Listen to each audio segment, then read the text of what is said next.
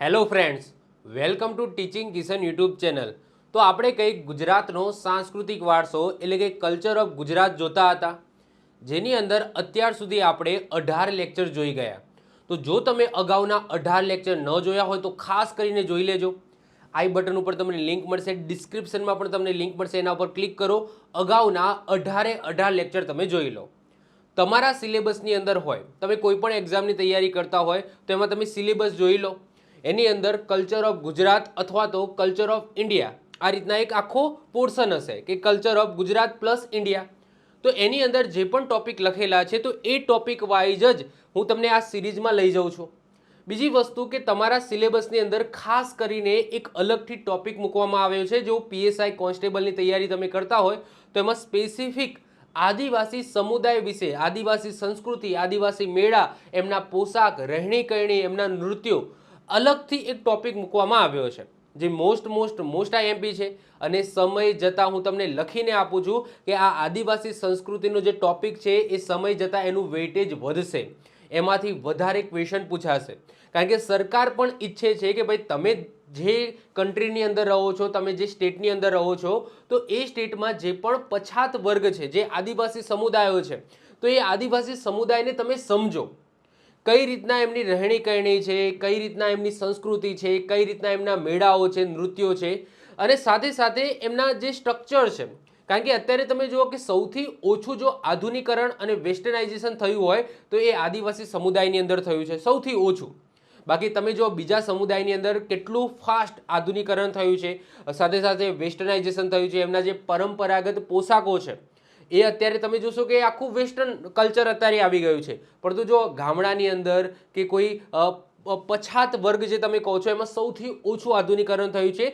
મતલબ ખરા અર્થમાં જો આપણે કહીએ ને તો આપણી જે સંસ્કૃતિ છે એમને જાળવવાનું કામ આદિવાસી સમુદાય દ્વારા કરવામાં આવે છે। આદિવાસી સમુદાય એ જ છે જેમને આપણી સંસ્કૃતિ જાળવી રાખીએ છે। મતલબ કે મેં આ ટોપિક માટે મેં રિસર્ચ કર્યું, એમાં મેં ઇમેજીસ મેં સર્ચ કર્યા, અલગ અલગ જે આદિવાસી સમુદાય છે એના ઇમેજીસ હું સર્ચ કરતો હતો, તો એમાં સૌથી ઓછા ઇમેજીસ એમના મળ્યા છે। મતલબ કે એ તહેવારોને માણે છે, તહેવારોના ફોટોગ્રાફ્સ બનાવીને રીલ શેર કરે છે, અને એવું આધુનિકરણ એટલું બધું પણ એમાં નથી થયું। મતલબ કે મારે આ જે સમુદાયો છે એમના ફોટોગ્રાફ્સ લેતા લેતા આંખે પાણી આવી ગયું, શોધતા કે આ આદિવાસી સમુદાય છે તો એનો પોશાક, એની રહેણી કરણી કેવી હશે, તો એ શોધતા મને આંખે પાણી આવી ગયું। પરંતુ રિસર્ચ કરીને બધી જ માહિતી લાવ્યો છું। ફરીથી કહું છું, તમારા સિલેબસની અંદર સાંસ્કૃતિક વારસાની અંદર તમને આ સ્પેસિફિક ટોપિક જોવા મળશે, આદિવાસી સમુદાય, અને આગળ જતાં આ ટોપિકનું વેઇટેજ ધીમે ધીમે વધવાનું છે। તો મોસ્ટ આઈએમપી ટોપિક છે। હવે આ સિરીઝ છે મેં સ્ટાર્ટ કરી છે ગુજરાતના કલ્ચરની અંદર, તો એમાં આપણે આદિવાસી સમુદાય જેટલા પણ આપણા ગુજરાતની અંદર આદિવાસી સમુદાય છે તો એ બધા આપણે જોઈશું વન બાય વન, એક એક કરીને। પછી એમના નૃત્યોની વાત કરીશું, એમના દેવી દેવતાઓની વાત કરીશું, એમના પહેરવેશ એ આની અંદર જ આવી જશે, રહેણી કરણી એ પણ આની અંદર આવી જશે। તો અલગથી આપણે નૃત્યો ભણવાના થશે, અલગથી એમના મેળાઓ ભણવાના થશે। તો આ સિરીઝ છે એને ટોટલી તમે ફોલો કરજો, આમાંથી સારા એવા ક્વેશ્ચન તમારી એક્ઝામની અંદર બનશે। અને એક વખત તમે જો આ આદિવાસીની સિરીઝ મેં જે સ્ટાર્ટ કરું છું એ તમે જોઈ લીધી, એના પછી તમારે કોઈ બીજું રિસર્ચ કરવાની કે કોઈ બીજા વિડીયો જોવાની કે બુક વાંચવાની જરૂર નહીં રહે, બધી જ વસ્તુ આની અંદરથી હું કવર કરાવી લઈશ। ક્લિયર? ચલો, તો આ ગુજરાતના કલ્ચરનો લેક્ચર નંબર 19 છે, જેની અંદર આપણે આદિવાસી સમુદાયથી શરૂઆત કરીએ છીએ, એટલે કે આદિવાસી સંસ્કૃતિ ભણવાની શરૂઆત કરીએ છીએ। હવે આદિવાસી સમુદાય ઉપર જઈએ એ પહેલાં આપણે આદિવાસી સમુદાયનું બંધારણની અંદર શું સ્થાન છે, કઈ રીતના આદિવાસી સમુદાય છે એમને હક મળ્યા છે, કઈ રીતના પહેલાં જે અસ્પૃશ્યતા હતી, અત્યારે પણ જોજો નાના ગામડાઓની અંદર અસ્પૃશ્યતા જોવા મળે છે।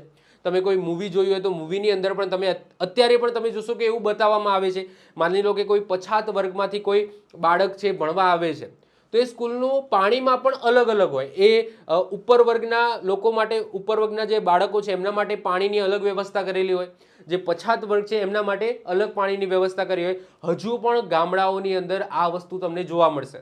હાલાકી બંધારણની અંદર ક્લિયર, અનુચ્છેદ નંબર 17 ની અંદર ક્લિયર અસ્પૃશ્યતાની નાબૂદી આવું ક્લિયર લખેલું છે, તો પણ હજુ સુધી જે પ્રાચીન સમયના લોકો છે એમને પોતાની જે પરંપરા છે, જે રૂઢિગ્રસ્ત જે એમની ખરાબ વિચારધારા છે એ હજુ પણ એમને જાળવી રાખી છે।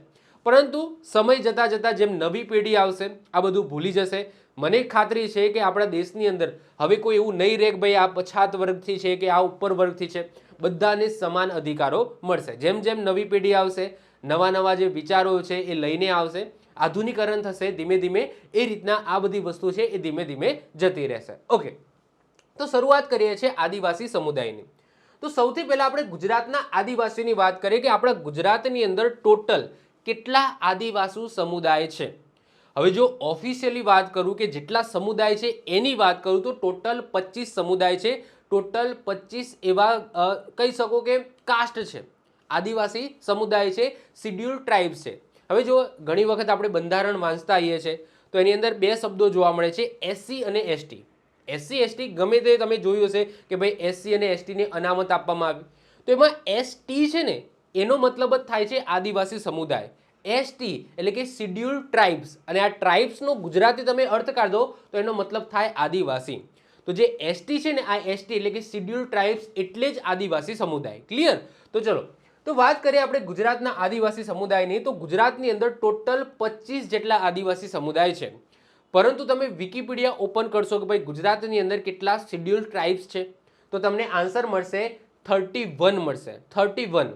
એમાંથી 2 રિમૂવ કરવામાં આવે છે, તો ઓફિશિયલી અત્યારે 29 છે.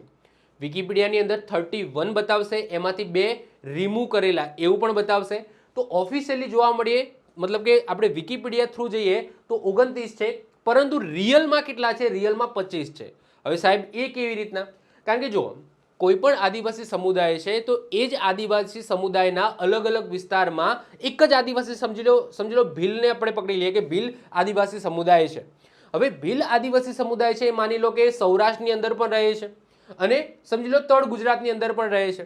બંનેમાં થોડો થોડો ફરક છે, બંને ભીલ સમુદાય જ, પરંતુ થોડો થોડો ફરક છે. તો બંનેને અલગ કન્સિડર કરીને, અલગ આદિવાસી સમુદાય કન્સિડર કરીને આપણે 29 કર્યા છે. સમજો છો કે ટોટલ કેટલા છે? 25 જ છે. આમ ગણવા જઈએ તો ટોટલ કેટલા આવે છે? 25 જ આવે છે. પરંતુ અમુક વખતે શું થાય છે કે અલગ અલગ વિસ્તારના આદિવાસી સમુદાયને એક આછું અલગ તો ગણ્યું છે, સાથે સાથે એનું ગ્રુપ બનાવીને પણ એને કન્સિડર કરવામાં આવ્યું છે. તો એ રીતના જો ગણવા ગઈએ તો કઈ રીતના આવે છે? 29 આવે છે. બીજો ક્વેશ્ચન થાય, સાહેબ એક્ઝામની અંદર પૂછાય તો શું લખવું?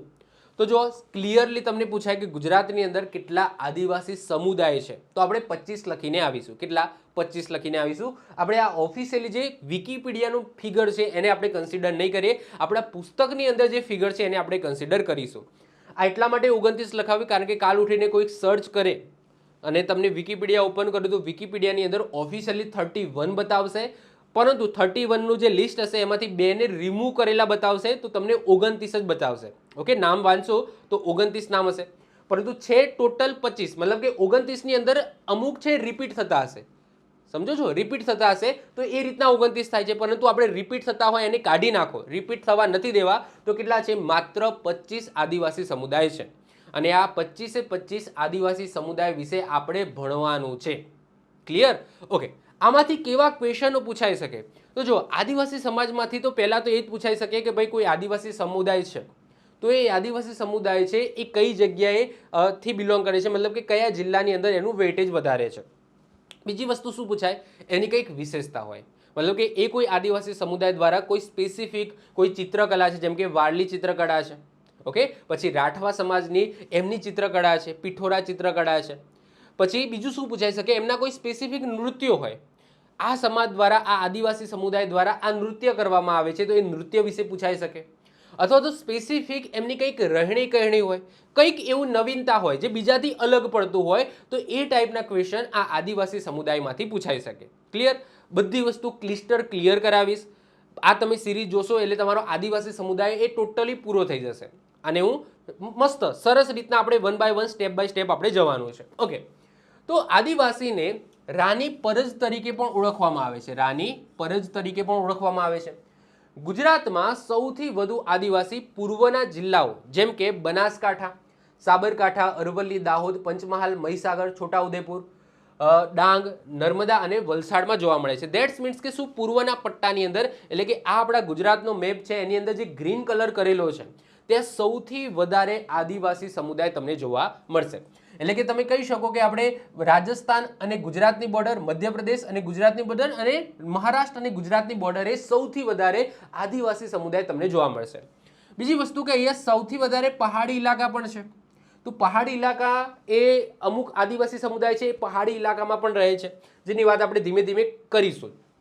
તો બનાસકાંઠા, સાબરકાંઠા, અરવલ્લી, મહીસાગર, દાહોદ, પંચમહાલ, છોટાઉદેપુર, નર્મદા, ભરૂચ, સુરત, તાપી, નવસારી, ડાંગ અને વલસાડ. તો આ જે જિલ્લાઓ છે ત્યાં સૌથી વધારે આદિવાસી સમુદાય જોવા મળે છે. સૌરાષ્ટ્રની અંદર પણ અમુક આદિવાસી સમુદાય જોવા મળે છે, પરંતુ કમ્પેરિઝનની વાત કરીએ તો સૌથી વધારે આ પૂર્વના પટ્ટાની અંદર સૌથી વધારે આદિવાસી સમુદાય જોવા મળે છે. ક્લિયર? ચલો, વડાપ્રધાન રાજીવ ગાંધીના સમયમાં અનુસૂચિત જાતિ અને જનજાતિના અધિકારોના રક્ષણ માટે સંસદ દ્વારા એટલે કે પાર્લામેન્ટની અંદર અનુસૂચિત જાતિ અને જનજાતિ કાયદો 1989 બનાવવામાં આવ્યો. એ વખતે એક પ્રસંગ થયો હતો. મેરઠની અંદર હત્યાકાંડ કરવામાં આવ્યો હતો. મતલબ કે જે ઉપર વર્ગ અને નીચા વર્ગ એની અંદર હત્યાકાંડ, ધેટ્સ મીન્સ કે એક ઝઘડો કહી શકો, હિંસા કહી શકો, તો એ હિંસા થઈ હતી. જે પછી રાજીવ ગાંધી સરકારે આના ઉપર ફોકસ કર્યું કે ભાઈ આ તો બહુ જટિલ મુદ્દો છે, આને સુલટાવવો પડે. તો અનુસૂચિત જાતિ અને જનજાતિઓનું રક્ષણ થાય એ માટે સ્પેસિફિક વડાપ્રધાન એ વખતે હતા રાજીવ ગાંધી, તત્કાલીન વડાપ્રધાન. એ સમયે એમને અનુસૂચિત જાતિ અને જનજાતિ કાયદો 1989 એમને બનાવ્યો. અને આ જે કાયદો છે એને એટ્રોસિટી એક્ટ તરીકે પણ આપણે ઓળખીએ છીએ. એટ્રોસિટી એક્ટ આપણે કહીએ છીએ. સાહેબ, આ કાયદાની અંદર શું હતું? તો આ કાયદાની અંદર એ હતું કે જો કોઈ પણ અનુસૂચિત જાતિ એટલે કે એસસી અને અનુસૂચિત જનજાતિ એટલે કે એસટી જો એમના અધિકારોનું હનન થાય છે અથવા તો સમજી લો કોઈ ગુનો થાય છે, તો દરેક જિલ્લામાં એ ગુનાના નોંધણી માટે એક સ્પેશિયલ કોર્ટ સ્થાપવામાં આવશે, જે સ્પેસિફિક અનુસૂચિત જાતિ અને જનજાતિના જે પણ ગુનાઓ છે એની નોંધ લેશે અને એમને હક અપાવશે. તો આ કાયદા અંતર્ગત એ વસ્તુ કરવામાં આવી છે. આગળ આપણે વાત કરીએ અનુસૂચિત જાતિ એટલે કે એસટીનું બંધારણની અંદર શું મહત્વ છે, મતલબ કે કઈ રીતના એમને અનામત મળ્યું છે. કારણ કે જો આપણે મેન ગોલ શું છે કે જે પણ પછાત વર્ગ છે એ પછાત વર્ગને આપણે ઉપર લાવવાનો છે. અને જો એ પછાતને જો ઉપર લાવવું હોય ને તો એક જ કામ કરવું પડે, શિક્ષા. કારણ કે કોઈ માણસને તમે શિક્ષા આપો ને તો એની આખી પેઢી છે ને એ સુધરી જાય. ફરીથી કહું છું, તમે કોઈ પણ શિડ્યુલ ટ્રાઇબ્સ કે શિડ્યુલ કાસ્ટ છે જે પછાત વર્ગ છે એને તમે પૈસા આપી દેશો તો પૈસા આપશો ને તો એ પૈસા ક્યાં સુધી ચાલશે? ઓકે, થોડો સમય ચાલશે. અને એ પૈસાથી શું આગળની જે પેઢી છે એ ત્યાં સુધી મતલબ કે એમનો ગ્રોથ થશે? નથી થવાનો. પરંતુ જો તમે મારો ધ્યેય એક જ છે, ઓકે, કે જે આપણા ગુજરાતની અંદર જેના જોડે પૈસા નથી, જે પણ પછાત વર્ગ છે અને જો એ ભણવા માગે છે તો યુટ્યુબના માધ્યમથી ફ્રીમાં ભણી શકે. કારણ કે ફરીથી કહું છું, તમે શિડ્યુલ ટ્રાઇબ્સ કે શિડ્યુલ કાસ્ટ છે એમના જે પછાત વર્ગ છે, જો તમારે એમને ઉપર લાવવો હોય તો પૈસાની તમે મદદ કરશો, પૈસાની કોઈ સરકાર યોજના લાવશે, એનાથી એ વર્ગ ઉપર ક્યારેય નહીં આવે. પરંતુ જો તમે એને શિક્ષિત કરશો, માની લો કે હું શિડ્યુલ ટ્રાઇબ્સથી બિલોંગ કરું છું, હું કોઈ આદિવાસી સમાજથી બિલોંગ કરું છું, તો હું મારા પેઢીને કઈ રીતના ઉપર લાવીશ? હું જો ભણેલો હોઈશ તો હું સારી જોબ કરી શકીશ અથવા તો કંઈ એની ટાઈમ બિઝનેસ કરી શકીશ. બિઝનેસ કરવા માટે પણ થોડું નોલેજ, થોડી શિક્ષા હોવી જરૂરી છે. કોઈ નોકરીમાં તમને ક્યારે લેશે? જ્યારે તમે કંઈક ભણેલા ગણેલા હશો. અને જો હું ભણેલો ગણેલો હોઈશ, હું કંઈક બિઝનેસ કરતો હોઈશ તો મારી આર્થિક સ્થિતિ સુધરશે. મારી આર્થિક સ્થિતિ સુધરશે તો હું મારા બાળકોને પણ ભણાવીશ. યાદ રાખજો, કોઈ શિક્ષિત માણસનું બાળક છે એ ક્યારેય અશિક્ષિત નથી હોતું. ફરીથી કહું છું, કોઈ અશિક્ષિત માણસનું બાળક અશિક્ષિત હોઈ શકે છે, પરંતુ કોઈ શિક્ષિત માણસનું બાળક ક્યારે પણ અશિક્ષિત નથી હોતું. કારણ કે એને શિક્ષાનું મહત્વ ખબર હોય છે. તો જો કોઈ વ્યક્તિને, કોઈ શિડ્યુલ ટ્રાઇબ્સના એક વ્યક્તિને જો તમે શિક્ષા આપી દેશો ને તો એને આખી પેઢીમાં કોઈ અશિક્ષિત નહીં રહે. એ પોતાના બાળકને 100% ભણાવશે ને ભણાવશે. તો એમને આર્થિક રીતે સદ્ધર કરવા હોય ને તો એક જ વસ્તુ છે, શિક્ષા આપો. અને મારો પણ ધ્યેય એ જ છે કે આ યુટ્યુબના માધ્યમથી હું ફ્રીમાં શિક્ષા આપું. એવું નહીં, કારણ કે શિડ્યુલ ટ્રાઇબ્સ જોડે તમે જો એમની આર્થિક સ્થિતિ ઓલરેડી કમજોર હોય છે તો એ કઈ રીતના આ બધા મોટા ક્લાસીસની અંદર ફી ભરી શકે, કઈ રીતના કોર્સ લઈ શકે? કારણ કે એમના ફાધર્સની વાત કરું તો એ ખેતી સાથે સંકળાયેલા હોય, ખેત મજૂરી કરતા હોય, કોઈના ત્યાં કામ કરતા હોય, એમનો પગાર માની લો કે 10,000, 7,000, 8,000 હોય, એમાં એ કઈ રીતના 1,500, 2,000 કે 3,000 કે 5,000નો કોર્સ લે? અને ઓફલાઈન બેચની તો વાત છોડી જ દો. ઓકે, તો એમનો એ થઈ શકવાનું જ નથી. તો કઈ રીતના એમને ગવર્મેન્ટ જોબ મળશે? ઓકે, તો ક્યાંક ને ક્યાંક આપણે કંઈક ના કંઈક એ રીતના ફ્રી શિક્ષણ આપીને હું મદદ કરું છું. ઓકે, મારાથી થતું હોય હું કરું છું. ઓકે, તો વાત આપણે કંઈક કરતા હતા અનુસૂચિત જનજાતિની. ઓકે, જાતિ નહીં, અનુસૂચિત જનજાતિ. ઓકે, જનજાતિ એટલે કે આપણે શિડ્યુલ ટ્રાઇબ્સની વાત કરીએ. તો અનુસૂચિત જનજાતિ એટલે કે શિડ્યુલ ટ્રાઇબ્સનું બંધારણની અંદર આપણે શું મહત્વ રાખ્યું છે? તો અનુચ્છેદ 332 એવું કહે છે કે તમારી જે વિધાનસભા હોય, આપણા કોઈ પણ સ્ટેટની વિધાનસભા હોય, તો એમાં વસ્તીના આધારે, કોની વસ્તી?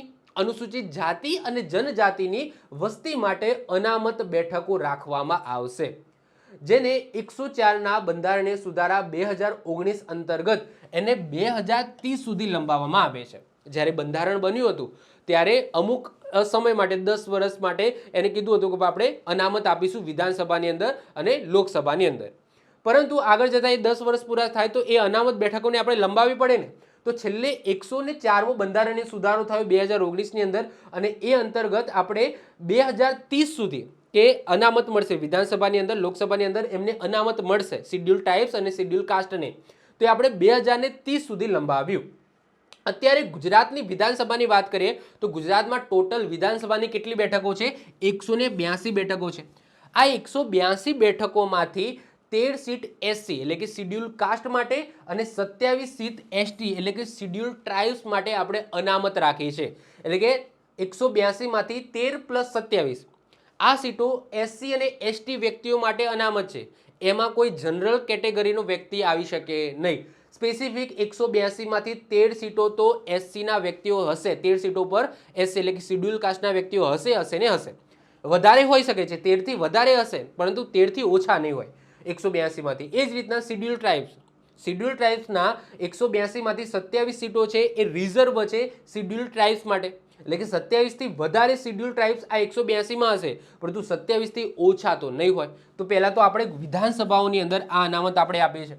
અહીંયા આપણે ગુજરાતની વાત કરીએ છીએ, આપણે ગુજરાતના છે એટલે. તો 182 માંથી 13 સીટો એસસી અને 27 સીટો આપણે એસટી માટે રિઝર્વ રાખી છે. હવે લોકસભાની વાત કરીએ તો લોકસભામાં આપણે ગુજરાતની ટોટલ કેટલી સીટો છે? 26 છે, બધાને ખબર જ છે. આપણે લોકસભાની અંદર આપણા ગુજરાતમાંથી કેટલા વ્યક્તિઓ પ્રતિનિધિત્વ કરે છે? 26 વ્યક્તિઓ. હવે આ 26 માંથી 6 બેઠકો એસસી અને એસટી માટે અનામત રાખવામાં આવી છે. આ 26 વ્યક્તિઓ આપણા ગુજરાતમાંથી જશે. ક્યાં જશે? લોકસભાની અંદર. તો આ લોકસભામાં આ 26 જશે. આ 26 માંથી 20 વ્યક્તિઓ છે એ જનરલ કેટેગરીના હશે, પરંતુ જે 6 વ્યક્તિઓ છે એમાં એસસી પ્લસ એસટીના વ્યક્તિઓ હશે. આ સ્પેસ અનામત રાખવામાં આવી છે. હવે આપણે 6નું પણ બાયફર્ગેશન કરીએ તો એમાંથી 2 બેઠક છે એ એસસી માટે છે અને 4 બેઠક છે એ એસટી માટે છે. તો આપણે ગુજરાતમાંથી લોકસભાની અંદર 26 વ્યક્તિઓ મોકલીશું. આ 26 વ્યક્તિઓમાંથી 2 વ્યક્તિઓ શિડ્યુલ કાસ્ટના હશે, 4 વ્યક્તિઓ શિડ્યુલ ટ્રાઇબ્સના હશે અને બીજા ઉપરના જે 20 વ્યક્તિઓ છે એ જનરલ કેટેગરીના હોઈ શકે છે. મતલબ કે ઓછામાં ઓછા, હું ઓછામાં ઓછા શબ્દ યુઝ કરું છું કારણ કે એવું જરૂર નથી કે બાકીના જે 20 વ્યક્તિઓ છે એ જનરલના હશે, બીજા એસસી અને એસટીના હોઈ શકે છે. તો ઓછામાં ઓછા 2 એસસી અને ઓછામાં ઓછા 4 એસટીના વ્યક્તિઓ હશે આપણે જે 26 સીટો મોકલીએ છીએ એની અંદર. ક્લિયર? ચલો, હવે જે વાત કરીએ આપણે શિડ્યુલ ટ્રાઇબ્સની, તો આ શિડ્યુલ ટ્રાઇબ્સમાં આપણે 4 બેઠકો કોની છે? એસટીની છે. તો એ 4 બેઠકો કઈ જગ્યાએ ફાળવવામાં આવી છે એ પણ ખબર હોવી જોઈએ. તો લોકસભાની અંદર જે આપણે અનામત 4 સીટો એસટી આદિવાસી સમુદાય માટે રાખી છે એમાંથી એક સીટ બારડોલીમાં છે, બીજી સીટ વલસાડમાં છે, ત્રીજી છોટાઉદેપુરમાં છે અને ચોથી છે દાહોદ. તો આ રીતના 4 સીટો છે એ અલગ અલગ અહીંયા આપણે આપે છે. અહીંયા તમે જોઈ પણ શકો છો કે આપણા ગુજરાતનો મેપ છે. એમાં જે યલો કલર એ સીટો છે ને એ એસસીની છે અને જે આ પિંક જેવો કલર છે ને એ એસટીની સીટો છે. તો અહીંયા આપણે જો સૌથી વધારે એસટીની સીટો તમને આ પટ્ટાની અંદર જોવા મળશે અને એસસીની સીટો તમે જોઈ શકો છો અહીંયા છે. એટલે કે એસસી એટલે શિડ્યુલ કાસ્ટ છે તમને સૌથી વધારે સૌરાષ્ટ્રની અંદર તમને જોવા મળશે. જો ઓકે, અને શિડ્યુલ ટ્રાઇબ્સ છે જે આદિવાસી સમુદાય છે એ સૌથી વધારે કયા પટ્ટામાં રહે છે? આ પૂર્વના પટ્ટામાં રહે છે. ક્લિયર? તો આ થઈ ગયું આપણા બંધારણની અંદર એસટી એટલે કે શિડ્યુલ ટ્રાઇબ્સ આદિવાસી જનજાતિનું મહત્વ. ઓકે, હવે આપણે હજુ થોડું આગળ વધીએ. હવે વાત કરીએ કે ગુજરાતની અંદર અનુસૂચિત જનજાતિ એટલે કે એસટી જનગણના 2011 પ્રમાણે એમના ડેટા શું છે આ પણ તમને ખબર હોવી જોઈએ. તો 2011માં છેલ્લી વસ્તી ગણતરી થઈ. હવે કહેવાય છે કે આવનારા સમયમાં એટલે કે 2025ની અંદર નવી વસ્તી ગણતરી થશે, કારણ કે દર 10 વર્ષે આમ તો વસ્તી ગણતરી કરવાની હોય છે, પરંતુ જે કોરોના આવી ગયો એ કોરોનાના કારણે 2021ની અંદર વસ્તી ગણતરી થઈ શકી નહીં. પછી એવું વિચાર આવ્યો કે ભાઈ લોકસભાની એક વખત ચૂંટણી થઈ જવા દો, નવી સરકાર બની જવા દો, પછી નવી સરકાર છે એ જનગણના કરશે. નવી સરકાર બની ગઈ છે. હવે કહેવાય છે કે ડિસેમ્બર જાન્યુઆરી 2025ની શરૂઆતમાં જનગણના થઈ શકે છે, પરંતુ એઝ ઓફ નાવ આપણે 2011ના ડેટા લઈને ચાલીશું. તો 2011ની જે વસ્તી ગણતરી થઈ એની અંદર ગુજરાતમાં કુલ SC અને STની સંખ્યા ગુજરાતની કુલ જનસંખ્યાના 21.5% છે. કેટલી? 21.5%.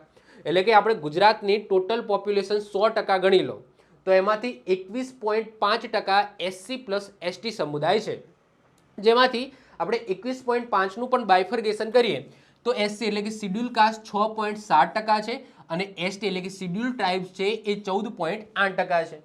ગુજરાતમાં ભારતની કુલ SC 2% વસ્તી અને STની 8.6% વસ્તી છે. અહીંયા વાત થાય છે ગુજરાતમાં જે SC અને ST છે એ ભારતના પર્સપેક્ટિવથી, એટલે કે ભારતની અંદર સમજી લો કે 100%, ભારતની અંદર 100% SC છે અને ST પણ 100% છે. તો એમાંથી ગુજરાતમાં કેટલો હિસ્સોદારો છે?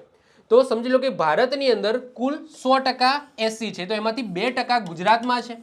અને એ જ રીતના ભારતમાં માની લો કે 100% STની પબ્લિક છે, તો એમાંથી 8.6% પબ્લિક છે એ ક્યાં છે? ગુજરાતમાં છે, STની. તો આ ભારતના પોઈન્ટ ઓફ વ્યૂથી ગુજરાતની અંદર SC અને STની વસ્તી કેટલી છે એ અહીંયા બતાવ્યું છે. હવે આપણે વાત કરીએ કે ગુજરાતની અંદર કયા જિલ્લામાં SC અને STની પબ્લિક છે. જો હું અત્યારે ST આપણે ચલાવીએ છીએ, અત્યારે આપણે આદિવાસી સમુદાય ચલાવીએ છીએ, તો તમારે ફોકસ ક્યાં કરવાનું છે? STની વસ્તી ઉપર. પરંતુ મેં સાથે સાથે SCના ડેટા પણ લાવ્યો છે જેથી તમે કમ્પેરિઝન કરી શકો. તો વધુ ઓછું SC અને STની વસ્તી ધરાવતા જિલ્લા, તો સૌથી વધારે SC એટલે કે શિડ્યુલ કાસ્ટની વસ્તી તમને ક્યાં જોવા મળશે? કચ્છની અંદર જોવા મળશે સૌથી વધારે. અને સૌથી ઓછી શિડ્યુલ કાસ્ટની વસ્તી તમને ક્યાં જોવા મળશે? ડાંગમાં જોવા મળશે. એ જ રીતના વાત કરીએ આદિવાસી સમુદાયની, તો સૌથી વધારે આદિવાસી સમુદાય એટલે કે આદિવાસી વસ્તી તમને ક્યાં જોવા મળશે? તો ડાંગની અંદર જોવા મળશે 94%. કેટલી? 94%. અને સૌથી ઓછી STની વસ્તી તમને ક્યાં જોવા મળશે? ભાવનગરમાં જોવા મળશે, માત્ર 0.3%. તો એ પર્સન્ટેજ પણ લખેલા છે. તો આ આપણે ખાસ યાદ રાખીશું. સૌથી વધારે આદિવાસી સમુદાય તમને ડાંગમાં જોવા મળશે અને સૌથી ઓછા આદિવાસી સમુદાય તમને ભાવનગરની અંદર જોવા મળશે. હવે વાત કરીએ કે ભારતની અંદર SC અને STની શું ડેટા હશે. તો વાત કરીએ આપણે STની, તો વધુ ઓછું STની વસ્તી ધરાવતા રાજ્યો અને યુનિયન ટેરિટરી. તો STની વાત કરીએ એટલે કે આદિવાસી સમુદાયની વાત કરીએ તો આખા ભારતની વાત કરીએ તો સૌથી વધારે ST એટલે કે આદિવાસી સમુદાય તમને ક્યાં જોવા મળશે? તો મધ્યપ્રદેશમાં જોવા મળશે. આ એની વસ્તીની સંખ્યા લખે છે, એ મેટર નથી કરતી. ઓકે, આપણે યાદ નથી રાખવા. અને સૌથી ઓછી તમને ગોવામાં જોવા મળશે. એ રીતના કેન્દ્ર શાસિત પ્રદેશમાં વાત કરીએ, યુનિયન ટેરિટરીમાં વાત કરીએ તો સૌથી વધારે STની પબ્લિક કયા કેન્દ્ર શાસિત પ્રદેશમાં છે? તો દાદરા નગર હવેલીમાં છે અને સૌથી ઓછી દીવ અને દમણમાં છે. એ જ રીતના અહીંયા STની છે, પરંતુ અહીંયા શું છે? ટકાવારી પ્રમાણે. ટકાવારી અને આમાં શું ફરક છે એ પણ તમને ખબર હોવી જોઈએ. જો આ જે વસ્તુ લખેલી છે ને એ વસ્તીના આધારે છે, એટલે કે સંખ્યાના આધારે છે. જ્યારે આ પર્સન્ટેજ શું કહેવા માંગે છે કે એ રાજ્યની અંદર જે પણ પબ્લિક રહે છે એમાં સૌથી વધારે પર્સન્ટેજ શિડ્યુલ ટ્રાઇબ્સના હોય. ખ્યાલ આવે છે શું કહેવા માંગે છે? આ જે વસ્તુ લખેલી છે ને એ ગણતરીના આધારે, ઓકે, કેટલી સંખ્યા છે આદિવાસીની, કેટલી સંખ્યા છે એના આધારે ડેટા છે. જ્યારે આ છે ને ડેટા એ ટોટલ પોપ્યુલેશન, એ રાજ્યની ટોટલ પોપ્યુલેશન એમાંથી કેટલા પર્સન્ટેજ, મહત્તમ પર્સન્ટેજ શિડ્યુલ ટ્રાઇબ્સ રહે છે. એટલે કે સૌથી વધારે રાજ્ય વાત કરીએ તો મિઝોરમ, તો મિઝોરમની અંદર જે પણ ટોટલ પોપ્યુલેશન રહે છે એમાંથી 94.4% પોપ્યુલેશન મિઝોરમની અંદર શિડ્યુલ ટ્રાઇબ્સ છે. એ રીતના સૌથી ઓછી યુપીની અંદર છે, એટલે કે યુપીની અંદર ટોટલ પોપ્યુલેશન 100% છે, તો એમાંથી માત્ર 0.6% એ આદિવાસી સમુદાયમાં રહે છે. એ રીતના યુનિયન ટેરિટરીમાં વાત કરીએ તો લક્ષદ્વીપમાં સૌથી વધારે આદિવાસી સમુદાય છે 94.8%, ટોટલ પોપ્યુલેશનના 94.8%. જ્યારે સૌથી ઓછી દીવ અને દમણમાં 6.3%. ખ્યાલ આવે છે? તો આ વસ્તીના આધારે છે. જ્યારે આ એ રાજ્યમાં ટોટલ વસ્તી છે તેમાં મહત્તમ પર્સન્ટેજ શિડ્યુલ ટ્રાઇબ્સ રહેતા હોય એના આધારે છે. ક્લિયર છે? ચલો, તો આ ડેટા પણ આઈ હોપ સો તમને ખ્યાલ આવી ગયો હશે. હવે આગળ આપણે જોઈ ગયા એમ કે ગુજરાતની અંદર ટોટલ કેટલા આદિવાસી સમુદાય રહે છે? તો ટોટલ 25 આદિવાસી સમુદાય રહે છે, ટોટલ 25, પરંતુ વિકિપીડિયા અનુસાર કેટલા? 29. તો આ 29 ને તમે ભૂલી જાઓ, આપણે શું યાદ રાખીશું? 25 જ આપણે યાદ રાખીશું, કારણ કે હું અત્યારે 25 જ લખાવીશ. કેમ મારા જોડે 25 નો ડેટા છે? કારણ કે બીજા જે ઉપરના જે તમે કહો છો ને ચાર સમુદાય, જે 29 માં 4 રહી ગયા, એ રિપીટ થાય છે. રિપીટ ધેટ્સ મીન્સ કે શું? કે સમજી લો કે 2-3 જે અહીંયા જે સમુદાય લખેલા છે એને ભેગા કરીને પછી એક સમુદાય આ રીતના બનાવવામાં આવે છે, એ રીતના ભેગા થાય છે, એટલે કે નામ છે એ રિપીટ થતા હશે. ઓકે, તો એ આની અંદર લખ્યા નથી. તો સૌથી પહેલા આપણે કોષ્ટકની અંદર જોઈ લઈએ કે આપણા ગુજરાતની અંદર કયા કયા આદિવાસી સમુદાય રહે છે. એના પછી એક એક આદિવાસી સમુદાયને આપણે પકડીશું અને ડિટેલ્સમાં વાત કરીશું. ક્લિયર? ચલો, તો બરડા, આ બધા આદિવાસી સમુદાયના નામ છે. અહીંયા તમે જુઓ, એક જ ની અંદર એક જ કોષ્ટકમાં તમને 2 નામ જોવા મળશે, કારણ કે અમુક જગ્યાએ એક જ આદિવાસી સમુદાયના અમુક પેટા પ્રકાર પણ હોય છે. તો પેટા પ્રકારને આપણે અલગ આદિવાસી સમુદાય ના કહી શકીએ. ક્લિયર? તો આ સાથે સાથે એના પેટા પ્રકાર પણ લખેલા છે. તો બરડા, તો સાબરકાંઠા, મહેસાણા અને વડોદરાની અંદર તમને બરડા આદિવાસી સમુદાય જોવા મળશે. પછી બામચા અથવા તો બામચા અથવા તો એમનો એક પેટા સમુદાય છે. એટલે કે સમજી લો કે એક્ઝામ્પલ તરીકે વાત કરું કે હું અને મારો ભાઈ છે. ઓકે, હું અહીંયા રહું છું, ગાંધીનગરની અંદર રહું છું, મારો ભાઈ માની લો કે સૌરાષ્ટ્રની અંદર રહે છે. સમય જતાં જતાં મારો વંશવેલો વધ્યો, એનો પણ વંશવેલો વધ્યો.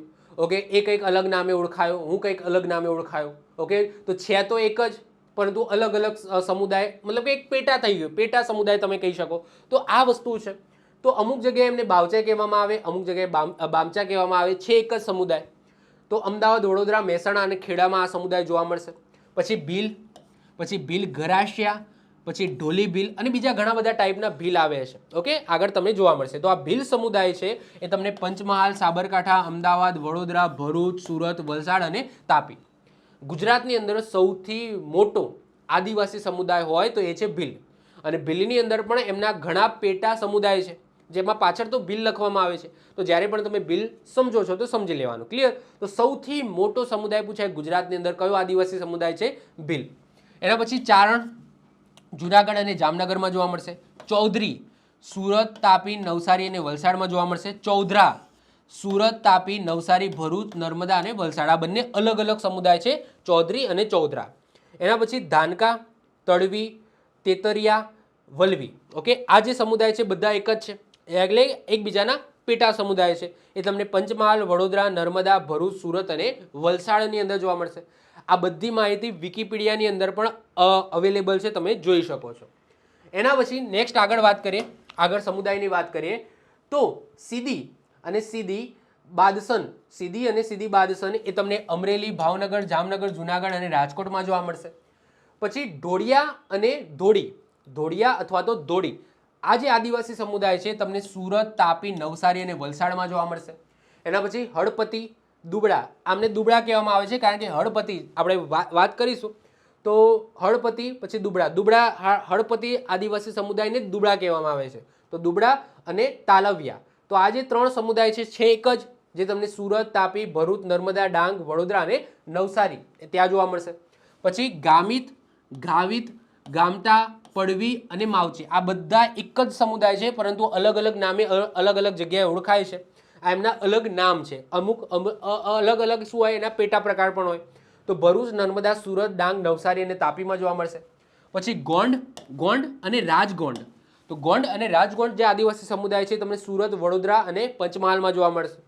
પછી કાથોડી, કાતકરી, પછી ઢોર કાથોડી, તો ઢોર કાથોડી અને કાતકરી, તો આ જે સમુદાય છે તમને સાબરકાંઠા, સુરત, તાપી, ડાંગ, નવસારી, ભરૂચ અને નર્મદામાં જોવા મળશે. પછી કુંકણા અથવા તો કોંકણી, ત્રણે એક જ સમુદાય છે, જે તમને વલસાડ, નવસારી, વડોદરા, સુરત, નર્મદા અને ભરૂચમાં જોવા મળશે. પછી કોળી સમુદાય છે એ તમને સુરત, ભરૂચ, પંચમહાલ, નર્મદા, કચ્છ અને વડોદરામાં જોવા મળશે. પછી કોલચા, પછી ઢોરકોડી અને ટોકરે કોડી. ઓકે, ટોકરે કોડી, ઢોરકોડી અને કોલચા, આ કોડી અલગ છે, આ અલગ છે. ઓકે, તો ઢોરકોડી, ટોકરે કોડી અને કોલચા, આ જે સમુદાય છે તમને ડાંગ, તાપી, સુરત, ભરૂચ, નર્મદા અને વડોદરામાં જોવા મળશે. આ પીડીએફ હું તમને આપીશ. ઓકે, પીડીએફ આપીશ, તેથી તમે શાંતિથી પછી વાંચી શકો છો. એના પછી વાત કરીએ કુનબી, તો કુનબી આદિવાસી તમને ડાંગ અને નવસારીમાં જોવા મળશે. એના પછી નાયકડા અને નાયકા, આ જે આદિવાસી સમુદાય છે તમને ડાંગ, નવસારી, સુરત, ભરૂચ, વડોદરા, પંચમહાલ અને નર્મદામાં જોવા મળશે. પછી પારધી, પછી અડવિંચર, એડવેન્ચર જેવું છે અડવિંચર, પછી ફણસઈ પારધી. તો આ જે આદિવાસી સમુદાય છે તમને ભરૂચ, સુરત અને મહેસાણામાં જોવા મળશે. પછી પઢાર, જેમનું મંજીરા નૃત્ય છે, તો પઢાર જે તમને અમદાવાદ અને સુરેન્દ્રનગરમાં જોવા મળશે. પછી પોમલા, તો પોમલા આદિવાસી સમુદાય છે એ બનાસકાંઠા, અમદાવાદ, ખેડા, સુરત અને વડોદરામાં જોવા મળશે. પટેલિયા, હું પટેલ છું, આ પટેલિયા આદિવાસી છે. ઓકે, હું ઓપન કેટેગરીમાં આવું છું. આ પટેલિયા છે એ શિડ્યુલ ટ્રાઇબ્સમાં આવે છે. તો પટેલિયા આદિવાસી સમુદાય છે એ પંચમહાલ, દાહોદ અને સાબરકાંઠામાં જોવા મળશે. પછી વારલી, વારલી ચિત્રકળા છે ને, તો બસ આ સમુદાય દ્વારા જ બનાવવામાં આવે છે.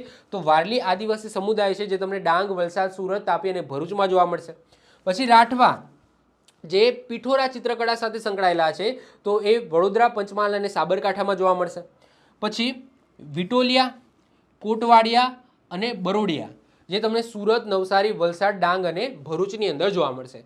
તો ટોટલ ઓફિશિયલી ગુજરાતની અંદર આ રીતના 25 આદિવાસી સમુદાય છે. 25 આદિવાસી સમુદાય છે. પરંતુ મેં કીધું એમ અનઓફિશિયલી અથવા તો વિકિપીડિયાની દ્રષ્ટિએ વાત કરીએ તો ટોટલ 29 છે. ટોટલ કેટલા છે? 29 છે. પરંતુ એની અંદર શું થાય છે? રિપીટ થાય છે. ઓકે, મતલબ કે માની લો કે અહીંયા પારધી છે, કોટવાડિયા એક જગ્યાએ રહેતા હોય, મતલબ કે એક જ સમુદાય બની ગયો હોય, તો એમનું આખું ગ્રુપ બનાવીને કોઈ અલગ વિસ્તારમાં રહેતા હોય તો એ પછી આની અંદર કન્સિડર કર્યા છે. બાકી ઓફિશિયલી જો વાત કરીએ તો ટોટલ કેટલા છે? 25 છે. કેટલા છે? 25 છે, જેનું લિસ્ટ મેં તમને અહીંયા બતાવ્યું છે. ક્લિયર? ઓકે, હવે તમારા માઇન્ડની અંદર ક્વેશ્ચન થાય કે સાહેબ ગુજરાતની અંદર 25 આદિવાસી સમુદાય છે, તો એમની કંઈક ના કંઈક હિસ્ટ્રી તો હશે ને, મતલબ કે ક્યાંથી આવે, શું છે, શું નહીં, આવું તો હશે ને. તો જો હવે થયું છે એવું કે પ્રાચીન સમયની અંદર સમજી લો કે 2 કે 5 સમુદાય છે આપણા ગુજરાતની અંદર આવે, આદિવાસી સમુદાય આવે. હવે એ આદિવાસી સમુદાય અલગ અલગ જગ્યાએ રહ્યા. હવે અલગ અલગ જગ્યાએ રહ્યા તો એ જગ્યાના આધારે એમના પેટા પ્રકાર બની ગયા, અથવા તો એમાંથી જે કહેવાય છે કે પેઢી દર પેઢી જે પબ્લિક થઈ એ અલગ અલગ જગ્યાએ રહેવા માંગી. અલગ અલગ જગ્યાએ રહેવા માંડી તો એમની રહેણી કહેણીની અંદર કંઈક ના કંઈક ફરક આવ્યો, એમના કામ ધંધાની અંદર કંઈક ના કંઈક ફરક આવ્યો, એમની સંસ્કૃતિની અંદર કંઈક ના કંઈક ફરક આવ્યો. તો એના આધારે આપણા ગુજરાતની અંદર ઘણા બધા, મેં કીધું એમ 25 આદિવાસી જનજાતિ તમને જોવા મળે છે. પરંતુ એક રિસર્ચ કરવામાં આવ્યું કે સાહેબ 25 આદિવાસી જનજાતિ એમનો ઇતિહાસ શું છે, એ ક્યાંથી આવ્યા.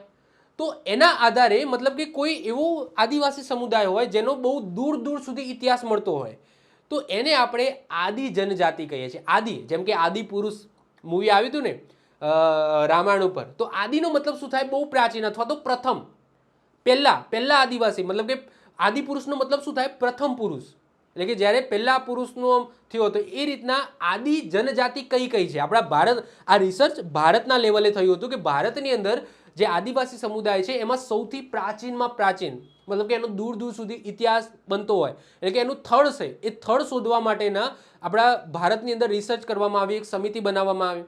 તો એના આધારે જો વાત કરીએ તો આપણા ગુજરાતની અંદર કેટલા આદિમ જનજાતિ છે? તો 5 છે. મોસ્ટ આઈએમપી છે, આપણે યાદ રાખીશું. કોટવાડિયા, કોડી, પઢાર, સીધી અને કોલધા. આ જે 5 આદિવાસી સમુદાય છે, આ 5 આદિવાસી સમુદાય એ આદિ જનજાતિની અંદર આવશે. આદિ ધેટ્સ મીન્સ કે આમનો દૂર દૂર દૂર સુધી ઇતિહાસ આપણને મળી રહે છે. મતલબ કે આ કોઈ આદિવાસી સમુદાયના પેટા પ્રકારમાંથી નથી બનેલા, પરંતુ આ એક મૂળ છે. મૂળ ધેટ્સ મીન્સ કે પોતે પહેલેથી જ આદિવાસી સમુદાય હતા અને એમાંથી કદાચ બીજા પેટા પ્રકાર પડીને આદિવાસી સમુદાય બન્યા હશે. તો આવું પણ રિસર્ચ કરવામાં આવ્યું છે, જેના આધારે વાત કરીએ કે ટોટલ આપણા ગુજરાતની અંદર 5 જ રિસર્ચના આધારે 5 જ આદિમ જનજાતિ છે. કેટલા? 5. ઓકે, પરંતુ આખા ભારતની અંદર વાત કરીએ તો ટોટલ 74 છે, જેમાંથી 5 આપણા ગુજરાતની અંદર આદિ જનજાતિઓ આપણને મળે છે, જેનો ઇતિહાસ મળે છે. હા, અમુક એવા પણ આદિવાસી સમુદાય છે જેમનો કોઈ ઇતિહાસ જ નથી મળતો, એ ક્યાંથી આવ્યા હજુ સુધી કોઈને ખબર જ નથી. ઇવન પોતે સમજી લો કે હું કોઈ આદિવાસી સમુદાયથી બિલોંગ કરતો હોઉં તો મને મારો જ ઇતિહાસ નથી ખબર કે હું ક્યાંથી આવ્યો છું. જે હું પટેલ સમાજથી છું, પટેલ સમાજ કઈ રીતના બન્યું, એ રીતના એ આદિવાસી સમુદાયને જ નથી ખબર. તો એવા પણ ઘણા બધા આદિવાસી સમુદાય છે, ક્યાંથી આવ્યા એમનો પણ કોઈ ઇતિહાસ નથી મળતો, પરંતુ જેનો ઇતિહાસ મળે છે, રિસર્ચ કરવામાં આવ્યું, સમિતિ બનાવવામાં આવ્યું કે ભાઈ આ જે આદિવાસી સમુદાય છે એ પહેલેથી છે. ઓકે, તો એની પણ આપણે વાત કરીએ કે આદિજાતિ આદિવાસી. તો રામચંદ્ર વર્માની નોંધ અનુસાર ભારતના આયોજન પંચે ઈસવીસન 1969 1969ના આદિવાસીઓની સ્થિતિના અભ્યાસ માટે સીલુ સમિતિ, કઈ સમિતિ? સીલુ સમિતિની રચના કરી. 5મી પંચવર્ષીય યોજના આદિજાતિ વિકાસ કાર્યક્રમની સમીક્ષા કરવામાં આવી હતી. આદિમ જૂથની આદિવાસીઓ નક્કી કરવા માટે કેટલાક ધોરણો નક્કી કરવામાં આવ્યા. ભારત સરકારે 74 કેટલા 74 આદિમ જનજાતિ ઘોષિત કરી, જે પૈકી ગુજરાતની 5 આદિમ જનજાતિઓનો સમાવેશ થાય છે. એમાં સાલ પણ લખેલી છે. 1978ની અંદર કોટવાડિયા અને કોડી, 1982ની અંદર પઢાર અને સીધી અને 1983ની અંદર કોલતા. આ રીતના 5 આદિમ જે જનજાતિ છે એમને આપણે આદિમ જનજાતિની અંદર કન્સિડર કર્યા છે. કઈ સમિતિએ? સીલુ સમિતિ અંતર્ગત. ક્લિયર છે? તો આ પણ એક વસ્તુ છે જે તમારે ખાસ યાદ રાખવાની છે અને 5 નામ તમારે ખાસ યાદ રાખવાના છે. ક્લિયર છે?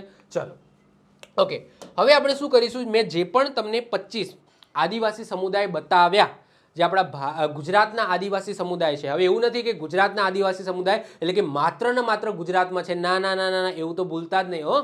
આપણા ગુજરાતની સાથે સાથે એ જ સમુદાયના તમને બીજા રાજ્યોની અંદર પણ પબ્લિક જોવા મળશે. ઓકે, જેમ કે ભીલની વાત કરીએ તો ભીલ તો હવે ઇન્ટરનેશનલ એમનું નામ થઈ ગયું છે. તો ભીલ જે સમુદાય છે તો તમને બધે જોવા મળશે ઓલમોસ્ટ.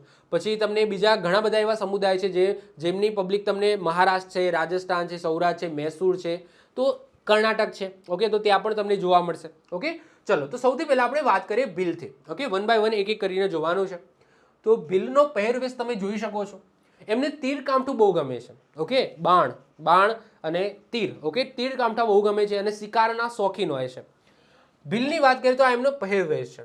હવે બીજી વસ્તુ કે જ્યારે હું અહીંયા પહેરવેશની ચર્ચા કરું છું અને કોઈ એ સમાજથી કોઈ તમે બિલોંગ કરતા હો તો તમને એવું ના થવું જોઈએ કે સાહેબ હું તો પેન્ટ શર્ટ પહેરું છું અને અહીંયા તમને આવા કંઈક પહેરવેશ આપ્યા છે. અહીંયા તમારા દાદાની વાત થાય છે, કારણ કે તમારા આદિવાસી તમે સમાજથી બિલોંગ કરો છો.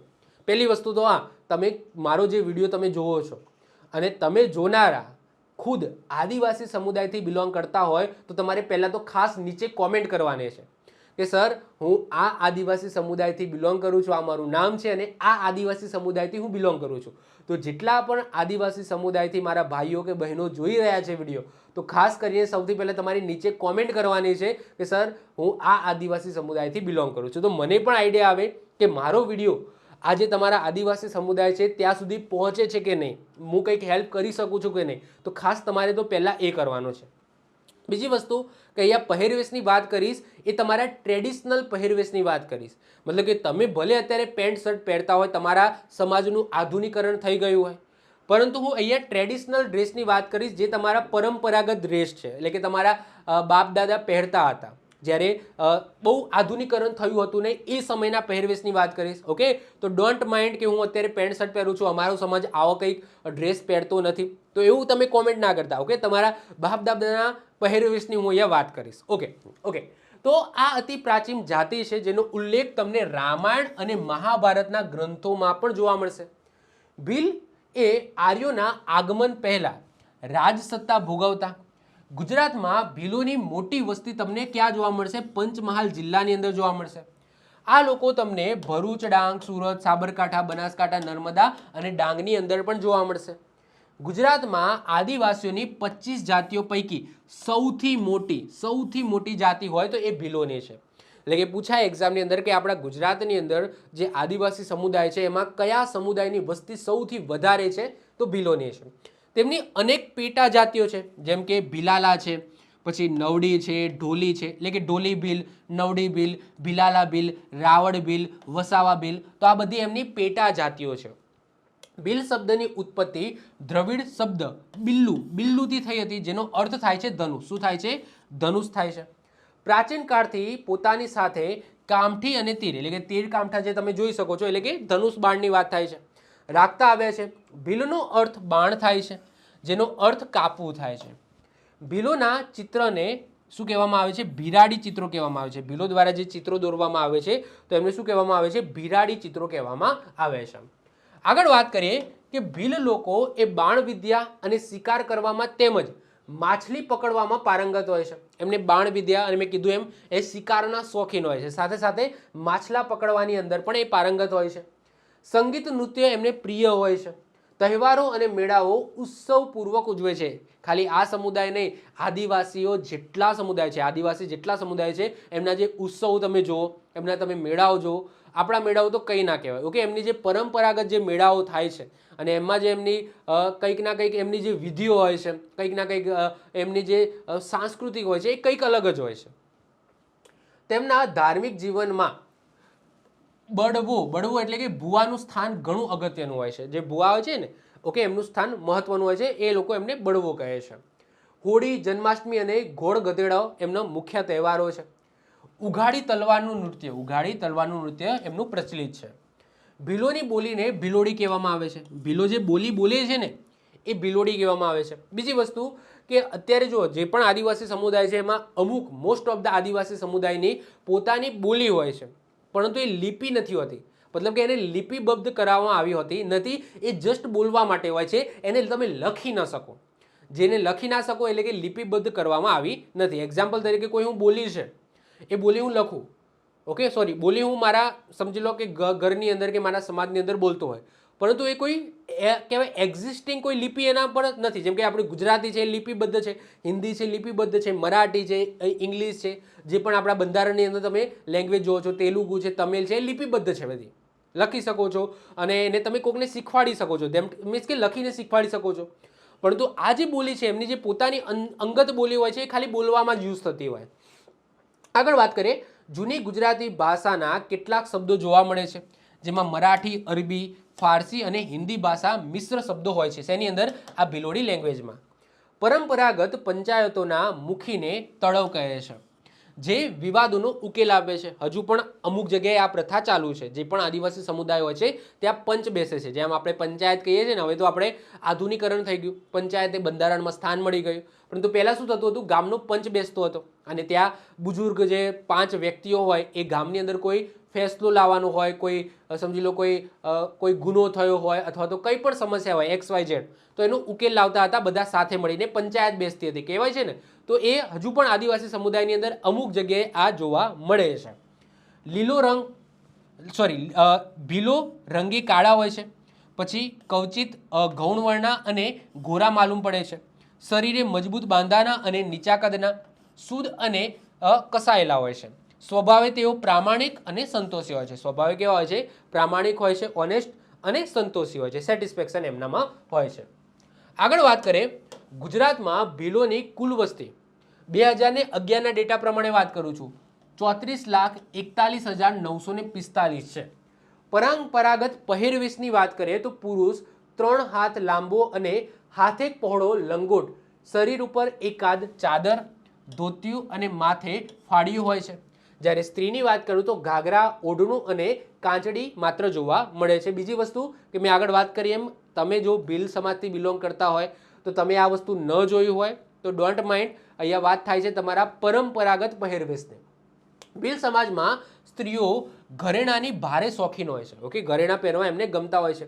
ભીલ સમાજમાં જુદા જુદા દાગીના પહેરવાની બોલબાલા હોય છે. વાદ્યોની વાત કરીએ તો ચર્મવાદ્યો, વાંસળી, પાવા, ઢોલ, શરણાઈ એમના વાદ્યો હોય છે. અને દેવી દેવતાઓની વાત કરીએ તો જે ભીલ સમાજ છે એ એમના પૂર્વજો, બાપ દાદાઓ જે કહીએ છીએ આપણે, પૂર્વજો વાત કરીએ છીએ, જેમને ખાતરજ કહેવામાં આવે છે, એમાં વધારે માને છે. હિન્દુ સમાજના દેવી દેવતાઓને માને છે, પરંતુ આપણે અહીંયા જ્યારે હું અહીંયા માનીતા દેવી દેવતા લખું છું તો એનો મતલબ શું થાય છે કે એમને વધારે માનતા શેમાં છે એની વાત લખું છું. બાકી હિન્દુ સમાજ છે એમના જે હનુમાન દાદાને માને, શિવજીને પણ માને, પરંતુ એમની વધારે માન્યતા એ સમાજની કયા ભગવાન પ્રત્યે ઢળેલી છે એની વાત અહીંયા હું કરું છું. તો પૂર્વજો જે ખાતરજ તરીકે ઓળખાય છે એમાં એ વધારે માને છે ભીલ સમુદાય. ઓકે, તો આ પહેલો આપણો સમુદાય પૂરો થાય છે. એના પછી બીજા નંબરે આવે છે પટેલિયા. હું પટેલ છું. આ પટેલિયા આદિવાસી સમુદાય છે. ઓકે, તો પાવાગઢમાં પતાઈ રાવણનું પતન થયા પછી પંચમહાલના જુદા જુદા જંગલ પ્રદેશો, દાહોદ, પછી લીમખેડા અને સંતરામપુરમાં આવીને જે ક્ષત્રિય રાજપૂતો રહ્યા તે પટેલિયા કહેવાયા. અહીંના અસલ રહેવાસી આદિવાસી ભીલો સાથે મળીને હળીમળીને રહેવા લાગ્યા. અહીંયા શું છે, ઇતિહાસ એવું કહે છે કે પાવાગઢની અંદર પતઈ રાવણનું જે પતન થયું એના પછી જે પણ ક્ષત્રિય સમાજ હતો, મતલબ કે જે લડવામાં પારંગત હતા, એ જુદી જુદી જગ્યાએ આવીને રહ્યા. કોની સાથે રહ્યા? તો અસલ રહેવાસી ત્યાંના ભીલ આદિવાસી ભીલ હતા એમની સાથે હળીમળીને રહ્યા. આમ મૂળથી તેઓ હોશિયાર પોતાની હોશિયારી અને આડવતથી અનેક ગામોનું મુખીપણું પણ સ્વીકારીને પટેલ તરીકે કારભાર કરવા લાગ્યા. સમય જતાં પટેલ શબ્દના અપભ્રંશ થયો અને પટેલિયા કહેવાયા. આજે આખી કોમ પટેલિયા તરીકે જ ઓળખાય છે. ધીમે ધીમે એ જગ્યાએ રહ્યા. ધીમે ધીમે શું કર્યું, અનેક ગામનું મુખીપણું એટલે મેં કીધું ને એમ પંચ બેસે છે એમનું મુખીપણું એમને સંભાળ્યું. ધીમે ધીમે એ પટેલ ઉપરથી પટેલિયા કહેવાયા અને આજે આખી કોમ પટેલિયા તરીકે ઓળખાય છે. બીજી વસ્તુ અહીંયા ક્લિયર કરી દઉં છું કે આ અલગ સમાજ છે, આદિવાસી સમાજ છે. મતલબ કે હું મારી વાત કરું તો હું પટેલ સમાજથી બિલોંગ કરું છું, તો હું અહીંયા વાત થાય છે હું ઓપન કેટેગરીમાં આવું છું. આ એક આદિવાસી સમુદાયની વાત થઈ રહી છે જે આવે છે શિડ્યુલ ટ્રાઇબ્સની અંદર. બીજી વસ્તુ કે તમારા અંદર પણ મતલબ કે તમે જે સમુદાયથી બિલોંગ કરો છો ને, હું મારા સમુદાયની વાત કરું તો ધોળિયા પટેલ પણ આવે છે. અમુક અલગ અલગ સમુદાય મારા પટેલ સમાજની અંદર પણ અલગ અલગ ગમે તેટલા એટલા સમુદાય હશે મને પણ નથી ખબર. તમે પણ તમારા સમાજથી બિલોંગ કરો છો ને તમારા નામનું કોઈ અમુક તો શું હોય છે એકદમ કહેવાય છે દેસાઈ છે કે સમજી લો કે રબારી ભરવાડ, તો અમુકમાં શું હોય છે કે એક જ નામથી એક સમાજ છે એ ઓપન કેટેગરીમાં આવતો હોય અને બીજો સમાજ છે એ શિડ્યુલ કાસ્ટની અંદર કે શિડ્યુલ ટ્રાઇબ્સમાં આવતો હોય. એક જ નામ સેમ જ હોય. તો બહુ કોમ્પ્લિકેટેડ હોય છે કાસ્ટ. કાસ્ટનું ડિવિઝન એ બધું બહુ કોમ્પ્લિકેટેડ હોય છે. તો અહીંયા તમે તમારા માઇન્ડની અંદર સમજી લો કોઈ આવે છે કાસ્ટ અને તમને એવું થાય છે કે સાહેબ અહીંયા તો શિડ્યુલ ટ્રાઇબ્સમાં મારી કાસ્ટ લખી છે અને હું આવું છું ઓપન કેટેગરીમાં, તો તમારા સમુદાયના જેવું જ કોઈ બીજો સમુદાય હોઈ શકે છે જે સમજી લો શિડ્યુલ ટ્રાઇબ્સમાં પણ આવતો હોય. જેમ કે મને કદાચ ખબર છે ત્યાં સુધી હું પટેલ છું, એક ધોળિયા પટેલ આવે છે, કચ્છી પટેલ આવે છે. તો આઈ થિંક ધોળિયા પટેલ કે કચ્છી પટેલ આઈ થિંક મને ખબર છે ત્યાં સુધી એમને અનામત મળે છે જ્યારે મને નથી મળતી. તો તમે જોઈ શકો એક જ સમુદાયના અલગ અલગ પેટા પ્રકારો તમને જોવા મળશે અલગ અલગ જગ્યાએ અને એમાં પણ બાયફર્ગેશન તમને જોવા મળશે. બહુ કોમ્પ્લિકેટેડ વસ્તુ છે. પટેલિયાનો અર્થ થાય છે મુખ્ય વ્યક્તિ. શું થાય છે? મુખ્ય વ્યક્તિ થાય છે. આ જાતિ રાઠવાને મળતી આવે છે. તેઓ મુખ્યત્વે પંચમહાલમાં વસે છે. તેમનો મુખ્ય વ્યવસાય ખેતી, ખેતમજૂરી અને જંગલ પેદાશો છે. જંગલ પેદાશો એકત્ર કરવા છે. તો આ છે પટેલિયા. આગળ વાત કરીએ. ગુજરાતમાં પટેલિયા આદિવાસી સમુદાયની કુલ વસ્તી 1,02,510 છે 2001 પ્રમાણે. પરંપરાગત પહેરવેશની વાત કરીએ તો પુરુષ છે એ સફેદ રંગનો ફેંટો કે ટોપી, શરીરે બંડી કે ખમીસ અને ધોતી કે લંગોટ પહેરે છે. સ્ત્રીઓ ઘેરા લાલ કે લીલા રંગનો ઘાઘરો અને લાલ લુગડું ઓઢે છે. તો તમે જોઈ શકો છો આ પટેલિયા છે. અહીંયા મેં સાથે સાથે જે સમાજની ઇમેજીસ મળી છે એ પણ મેં ઇમેજીસ અહીંયા મૂકેલી છે. તો આ બધી ઇમેજીસ છે જે પટેલિયા આદિવાસી સમુદાયની છે. આગળ વાત કરીએ. ત્રીજા નંબરે આવે છે રાઠવા. નામ સાંભળ્યું જ હશે કારણ કે રાઠવા એમના જે પીઠોરા છે, પીઠોરા ચિત્રકળા મેં ડીપમાં ચલાવી છે. બીજી વસ્તુ કે હું આદિવાસી સમુદાય ચલાવું છું તો એમના કોઈ ચિત્રકળા છે એ આપણે ચિત્રકળાની અંદર ઓલરેડી ડિસ્કસ કરી દીધા છે એમના ચિત્રોની. તો અત્યારે હું ડીપમાં નહીં ચલાવું, મતલબ કે પીઠોરા ચિત્રકળાને હું ડીપમાં નહીં ચલાવું. કેમ? કારણ કે પીઠોરા ચિત્રકળાને A to Z બહુ જ ડીપમાં જ્યારે ચિત્રકળાવાળો વિડીયો હતો એની અંદર ચલાવેલી છે. તો અહીંયા હું ટાઈમ નહીં બગાડું. તો વાત કરીએ રાઠવા સમુદાયની, તો રાઠવા મૂળ મધ્યપ્રદેશના રાઠ વિસ્તારના છે. ક્યાંના છે? રાઠ વિસ્તારના છે. રાઠવા શબ્દ એ રાઠ વિસ્તાર પરથી આવેલો છે જેનો અર્થ થાય છે પહાડી કે વન વિસ્તાર. બીજી વસ્તુ કે આજે હું સમુદાય ચલાવું છું તો આ મેં ડિટેલ્સ ક્યાંથી લીધી છે? તો એક સરકારની PDF છે જે મારી જોડે પડી છે, ત્યાંથી આ બધી માહિતી લાવ્યો છું. એ PDF હું તમને શેર કરીશ, ટેલિગ્રામની અંદર હું શેર કરીશ, ત્યાં જોઈન્ટ થઈ જજો. તો એમના સ્પેસિફિક રહેણી કરણીની સાથે સાથે એની અંદર વિધિ પણ હતી. મતલબ કે એ સમાજની અંદર કઈ રીતના જન્મ વિધિ હોય છે, મરણ વિધિ હોય છે, લગ્ન વિધિ હોય છે, છૂટાછેડાની વિધિ હોય છે, પછી મૃત્યુ પામે તો એમની શું વિધિ હોય છે, આ બધી વિધિ એની અંદર એ સમાજની લખેલી છે જે મેં આની અંદર નથી લીધી. મને એટલી બધી ખાસ મહત્વપૂર્ણ ના લાગી, પરંતુ જો તમે આદિવાસી સમાજ વિશે વધારે ડિટેલ્સ રિસર્ચ કરવા માગતા હોય, બહુ ડીપમાં રિસર્ચ કરવા માગતા હોય તો હું તમને PDF આપીશ. એમાં તમે એ સમાજની ડિટેલ્સમાં બધી A to Z માહિતી મળશે. વિધિ, નાની નાની વિધિઓ પણ એની અંદર જોવા મળશે. પરંતુ મેં અહીંયા એક્ઝામમાં પોઈન્ટ ઓફ દીધું, મતલબ કે તમે ક્લાસ 1, 2 કે ક્લાસ 3ની એક્ઝામની તૈયારી કરો છો તો એમાંથી કેવા ક્વેશ્ચનો બનતા હોય એ બધા મેં લઈ લીધા છે. બાકી જો તમારે રિસર્ચ કરવું હોય, એ સમાજ વિશે વધારે જાણવું હોય તો એ હું તમને PDF આપીશ, તો એની તમે ડિટેલ્સમાં રિસર્ચ કરી શકો છો. ઓકે, હું તો કહું છું કે તમે ટાઈમ મળે તો એ રિસર્ચ કરજો, જોજો કે આપણા ગુજરાતમાં કેવા કેવા વિધિઓ તમને જોવા મળે છે, કેવા કેવા પહેરવેશ તમને જોવા મળે છે. મધ્યપ્રદેશ અને ગુજરાતની સરહદ નક્કી થતાં ગુજરાતમાં જે વસ્યા તેઓ રાઠવા તરીકે ઓળખાયા, જ્યારે મધ્યપ્રદેશની અંદર જે આ સમુદાય વસ્યો એ ભીલાલા તરીકે ઓળખાયો. ફરીથી રિપીટ કરું છું, જે ટાઈમે મધ્યપ્રદેશ અને ગુજરાતની બોર્ડર નક્કી થઈ ગઈ એ સમયે જે આદિવાસી સમુદાય ગુજરાતની અંદર આવીને વસ્યા એ રાઠવા કહેવાય, અને જે આદિવાસી સમુદાય એ એક જ આદિવાસી સમુદાયની વાત થાય છે જે મધ્યપ્રદેશમાં જઈને વસ્યા એ ભીલાલા તરીકે ઓળખાયા. આ જાતિઓ મુખ્યત્વે તમને વડોદરા, પંચમહાલ અને ભરૂચ જિલ્લામાં વસે છે. તેઓ જંગલ અને ખુલ્લા મેદાનમાં ઝૂંપડી બાંધીને રહે છે. રાઠવાઓ ખાસ ચિતારા, જે લખારા કહેવામાં આવે છે, એટલે કે જે વ્યક્તિ ચિત્ર દોરે છે. કયું ચિત્ર? પીઠોરા. કારણ કે રાઠવા સમાજ છે ને એ પીઠોરાને પોતાના દેવ માને છે. એવું નથી કે ખાલી ચિત્રકળા છે, ના, કોઈ સારા પ્રસંગે પીઠોરા ચિતરાવા આ એમની સંસ્કૃતિ છે, આ એમના દેવ છે, એમને પ્રસન્ન કરવા માટે પીઠોરા છે એ ચિતરવામાં આવતા હોય. અને જે વ્યક્તિ પીઠોરા ચિત્રે છે એટલે કે એનું ચિત્રકામ કરે છે એને લખારા અથવા તો ચિતારાઓ કહેવામાં આવે છે.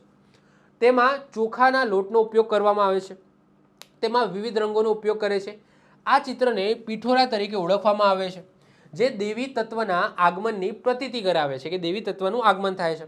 શુભ પ્રસંગે પીઠોરા ચિતરાવવામાં આવે છે. બીજી વસ્તુ, પીઠોરા ચિત્રકળાની વધારે માહિતી ક્યાં મળશે?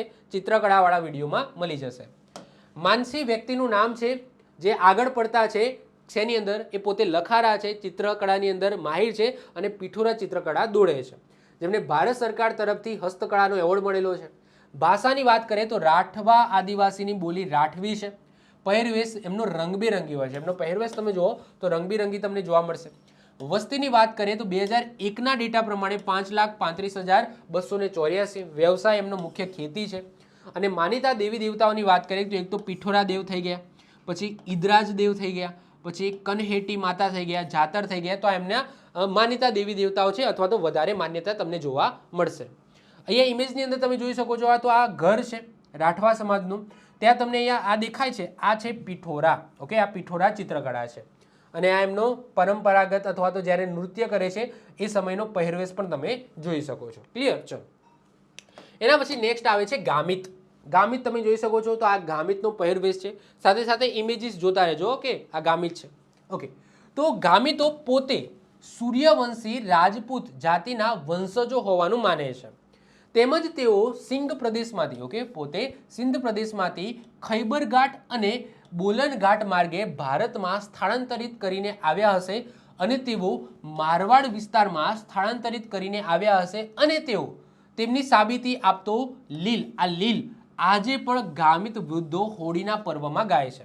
મતલબ કે સાબિત શું છે કે જે એ સમાજના જે વૃદ્ધો છે એ લીલ ગાય છે, અને આ લીલ ગાય છે એ ક્યાંની મતલબ કે ઓળખ બતાવે છે, તો એ ક્યાંથી આવે છે? સિંધ પ્રદેશ છે. આ સિંધ પ્રદેશમાંથી ખૈબર ઘાટ અને બોલન ઘાટ છે એ માર્ગે સ્થળાંતરિત કરીને ભારતમાં આવ્યા હશે. તો આવો કંઈક ઇતિહાસ ગામિતનો મળે છે.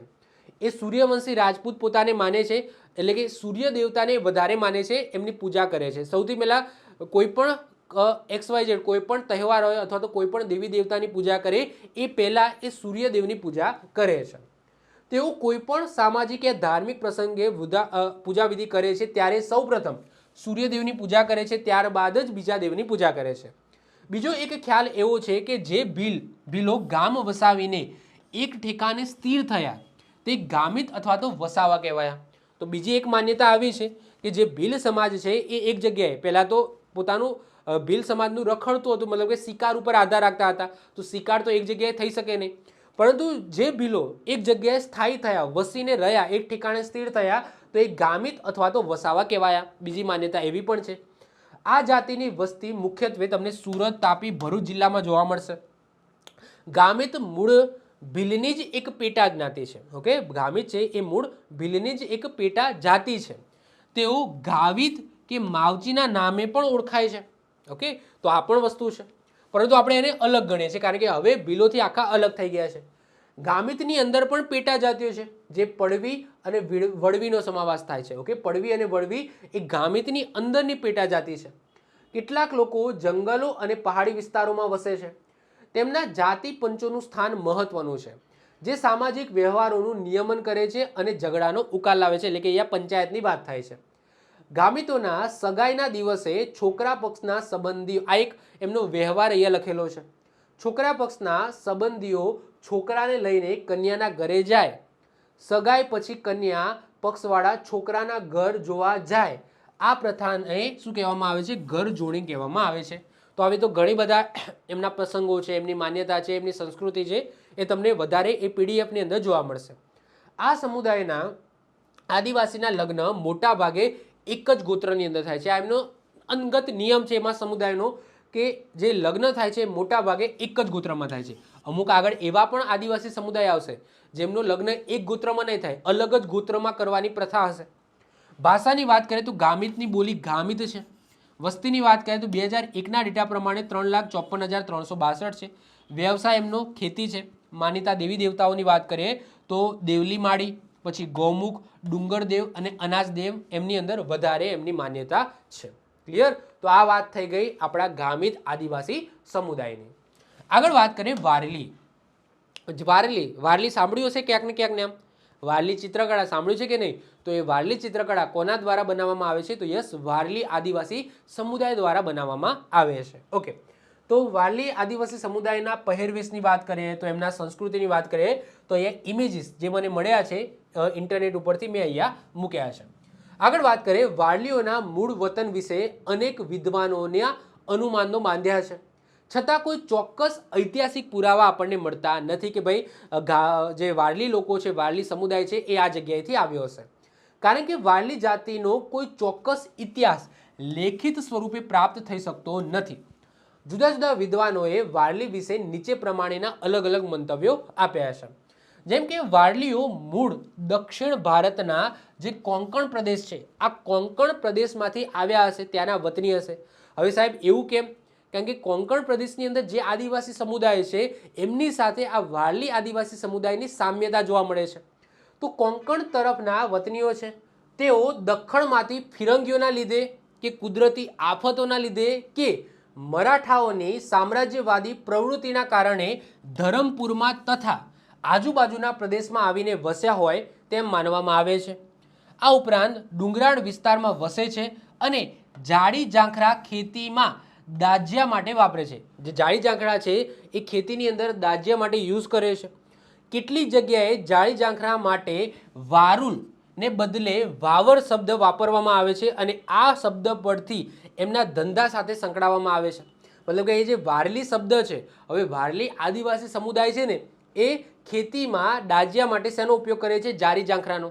જારી ઝાંખરા એટલે તમને ખબર જ છે કે કોઈ વાડ હોય ત્યાં જારી ઝાંખરા હોય એ કાઢે છે, મતલબ કે એમનું એક ધંધાના રૂપમાં જોવા મળે છે. હવે એને શું કહેવામાં આવે? વારુલ અથવા વાવર કહેવામાં આવે. અને એ પરથી આ વારલી સમુદાય એવું નામ પડ્યું હશે એમના ધંધા સાથે લિંક કરીને. ધરમપુર, વલસાડની અહીંયા વાત થાય છે, એટલે કે વલસાડ, ડાંગની, અત્યારે તો ડાંગ પછી અલગ થયું તો ડાંગ, વલસાડ, નવસારી, એના આજુબાજુના વિસ્તારમાં તમને વારલી સમુદાય જોવા મળશે. ઓકે, આગળ વાત કરીએ. આ જાતિઓ મુખ્યત્વે સુરત, વલસાડ, ડાંગ જિલ્લાઓમાં વસે છે. તેઓ ભીલની એક જ પેટા જાતિ ગણાય છે. તેઓ ભીલની એક જ પેટા જાતિ ગણાય છે. અહીંયા તમે જોઈ શકો છો, અહીંયા આ વારલી ચિત્રકળા છે. ઓકે, આ વારલી સમુદાયથી બિલોંગ કરતી દાદી છે અને એમના દ્વારા અહીંયા તમે જોઈ શકો છો કે આ વારલી ચિત્રકળા દોરવામાં આવે છે.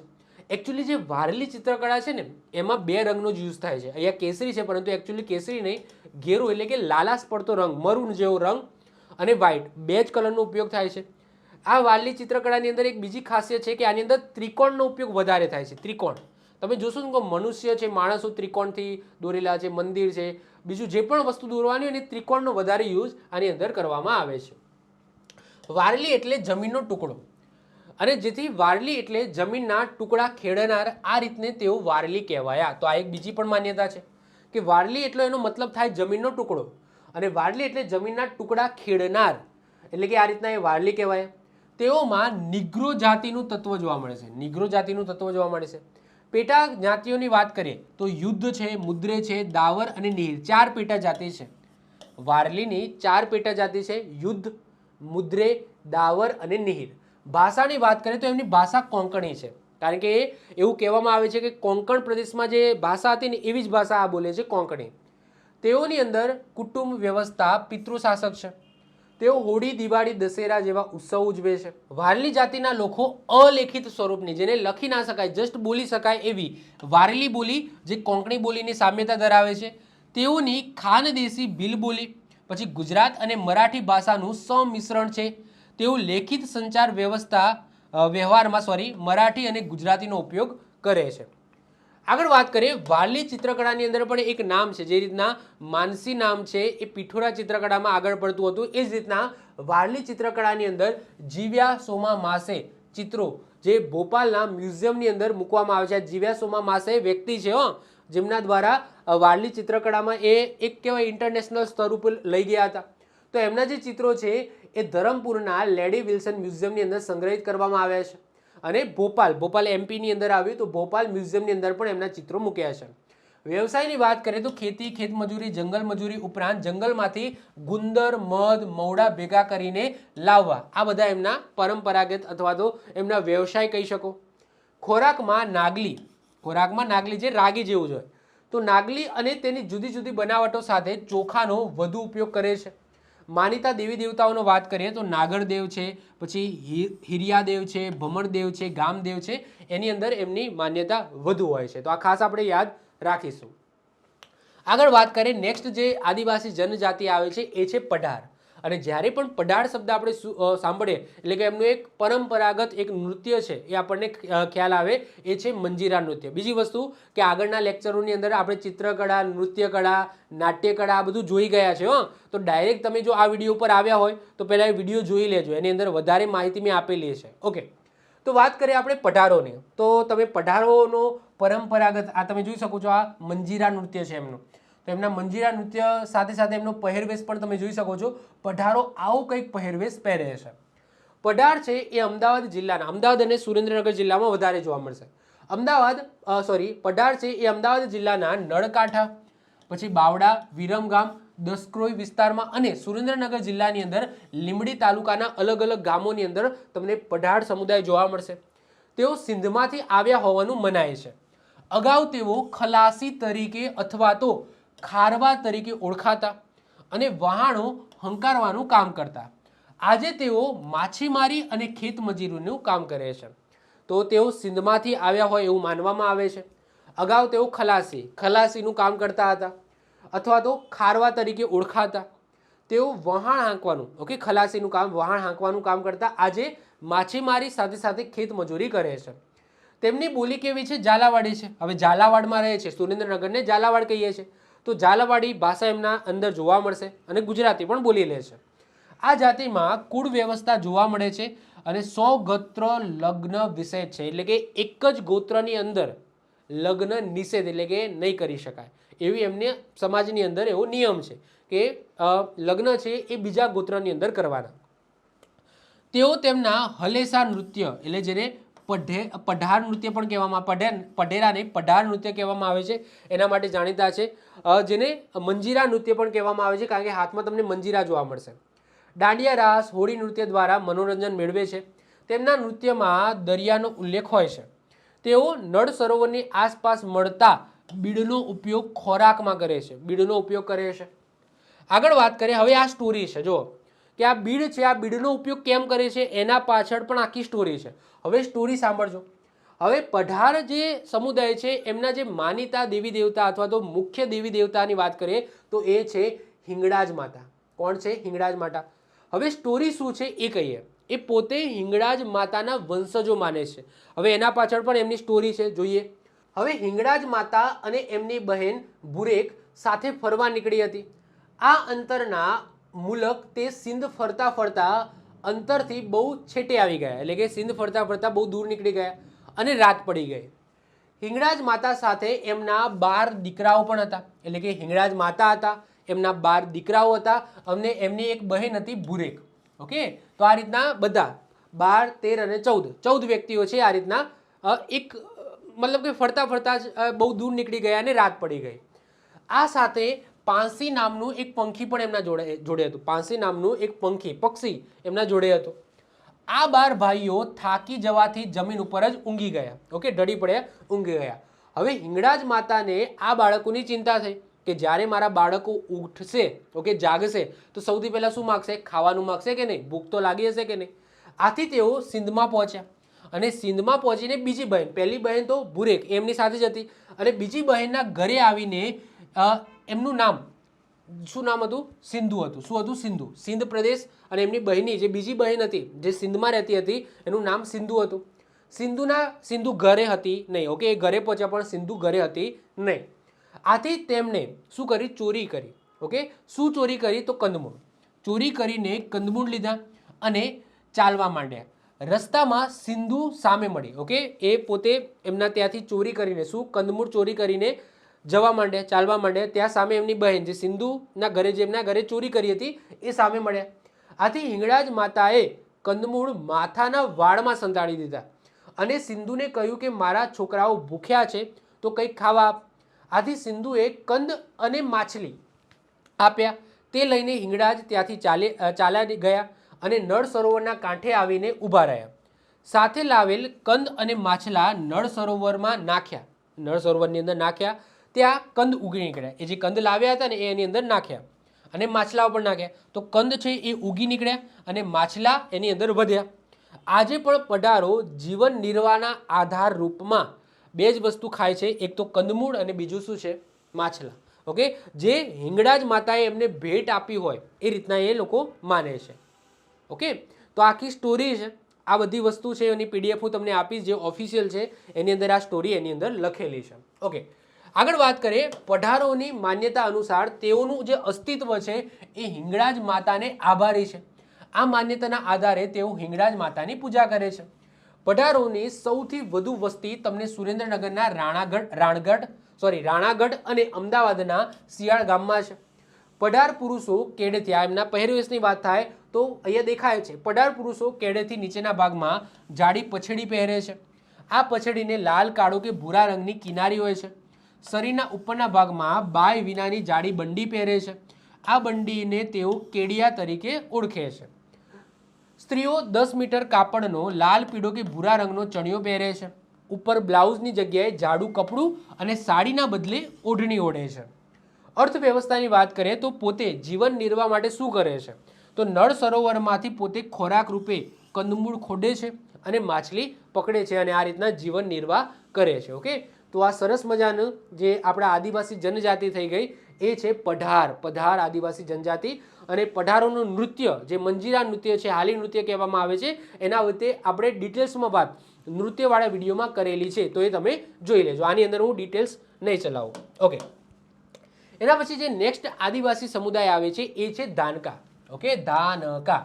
તો એવું માનવામાં આવે છે કે મહંમદ બેગડા વખતે પાવાગઢનું પતન થયું અને એના પછી ધાનકાઓ લડાઈ વખતે મુસ્લિમ લોકોથી જાત છુપાવવા માટે પાવાગઢના ડુંગરમાંથી છટકીને વડોદરા, છોટાઉદેપુર અને બીજા ડુંગરાળ વિસ્તારમાં આવીને વસ્યા. કેટલાક નર્મદા પાર કરીને છેક નાંદોદ, ઝઘડિયા અને નિઝર તરફના જંગલોમાં આવીને સ્થિર થયા. તો આ જે ધાનકા આદિવાસી સમુદાય છે એમના વિશે આવું માનવામાં આવે છે કે મહંમદ બેગડા વખતે પાવાગઢનું જ્યારે પતન થયું એના પછી ધાનકાઓ લડાઈ વખતે જ, ઓકે, મુસ્લિમ લોકો, મહંમદ બેગડાની વાત થાય છે, મુસ્લિમ લોકોથી જાત છુપાવીને પાવાગઢના ડુંગરોથી છટકીને ત્યાંથી છૂટા થઈને અથવા એ છોડીને પાવાગઢના ડુંગરો છોડીને વડોદરા, છોટાઉદેપુર અને બીજા જે ડુંગરાળ વિસ્તાર છે ત્યાં આવીને વસ્યા. કેટલાક જે આદિવાસી સમુદાય છે એ નર્મદા પાર કરીને છેક નાંદોદ, ઝઘડિયા અને નિઝર તરફના જંગલોની અંદર આવીને સ્થિર થયા. તેઓ પંચમહાલ, વડોદરા, ભરૂચ જિલ્લાના કેટલાક ભાગોમાં ગયા. ત્યાં તેઓની અસલ જાતિ રાજપૂત તરીકે ઓળખાતી. આ વહીવંચા પાવાગઢ ઉપરથી જાણવા મળે છે. ઓકે, તો અત્યારે તમે જુઓ કે પંચમહાલ, વડોદરા, ભરૂચ જિલ્લાની અંદર તમને ધાનકા આદિવાસી જોવા મળશે. ઓકે, એમના પહેરવેશની વાત કરીએ તો એ તમે અહીંયા જોઈ શકો છો. એમના વ્યવસાયની વાત કરીએ તો એ પણ તમે અહીંયા જોઈ શકો છો. હલકા અનાજ ઉપર નિર્વાહ કરતા હોવાથી એ ધાનકા કહેવાય. ધાનકા કેમ કહેવાયા? કારણ કે હલકા અનાજ ઉપર એ નિર્વાહ કરે છે, પોતાનું રોજીરોટી મેળવે છે. તડવી, વલવી અને તેતરિયા. તડવી, વલવી અને તેતરિયા તેમની 3 પેટા જાતિઓ છે. તેઓ નર્મદા અને તાપીના તટ ઉપર જઈને વસ્યા એટલા માટે એ લોકો તડવી કહેવાયા. ઓકે, તડવી કેમ કહેવાયા? કારણ કે નર્મદા અને તાપીના તટ ઉપર, એટલે કે તે જે નદી કિનારો છે ત્યાં જઈને વસ્યા એટલા માટે એ તડવી કહેવાયા. તો ધાનકા એ એમના વ્યવસાયના આધારે ધાનકા કહેવાયા, પરંતુ એમનું બીજું નામ તડવી કઈ રીતના પડ્યું? કારણ કે એ નર્મદા અને તાપીના તટ ઉપર જઈને વસે એટલા માટે તાપી પડ્યું, સોરી શું પડ્યું? તડવી પડ્યું. મુખ્ય વ્યવસાયની વાત કરીએ તો ખેતી, ખેતમજૂરી અને વેન પેદાશ એકત્રિત કરણ, ઓકે, એટલે કે વન પેદાશ ભેગું કરીને વેચવું એના સાથે જોડાયેલા છે. વસ્તીની વાત કરીએ તો 2,52,637 2011 પ્રમાણે. પહેરવેશની વાત કરીએ તો પુરુષો પોશાકમાં ખમીસ, ટૂંકી લંગોટી તથા પાઘડી પહેરે છે, જ્યારે સ્ત્રીઓ ઘાઘરો અને ચોળી પહેરે છે. માનીતા દેવી દેવતાઓની વાત કરીએ તો ભાથીજી મહારાજ, પછી બળિયાદેવ, હનુમાન દાદા એમની વધુ પૂજા કરે છે. સાથે સાથે એ જાદુ, ભૂત પ્રેત, ડાકણ એમની અંદર પણ એમની માન્યતા છે, એટલે કે એમને માને દેટ મીન્સ કે એમની પૂજા નથી કરતા, પરંતુ એમની માન્યતા છે કે આ બધી વસ્તુ હોય છે, જાદુ ટોણા, ભૂત પ્રેત, ડાકણ આ બધી વસ્તુ હોય છે, એમાં એ લોકો માને છે.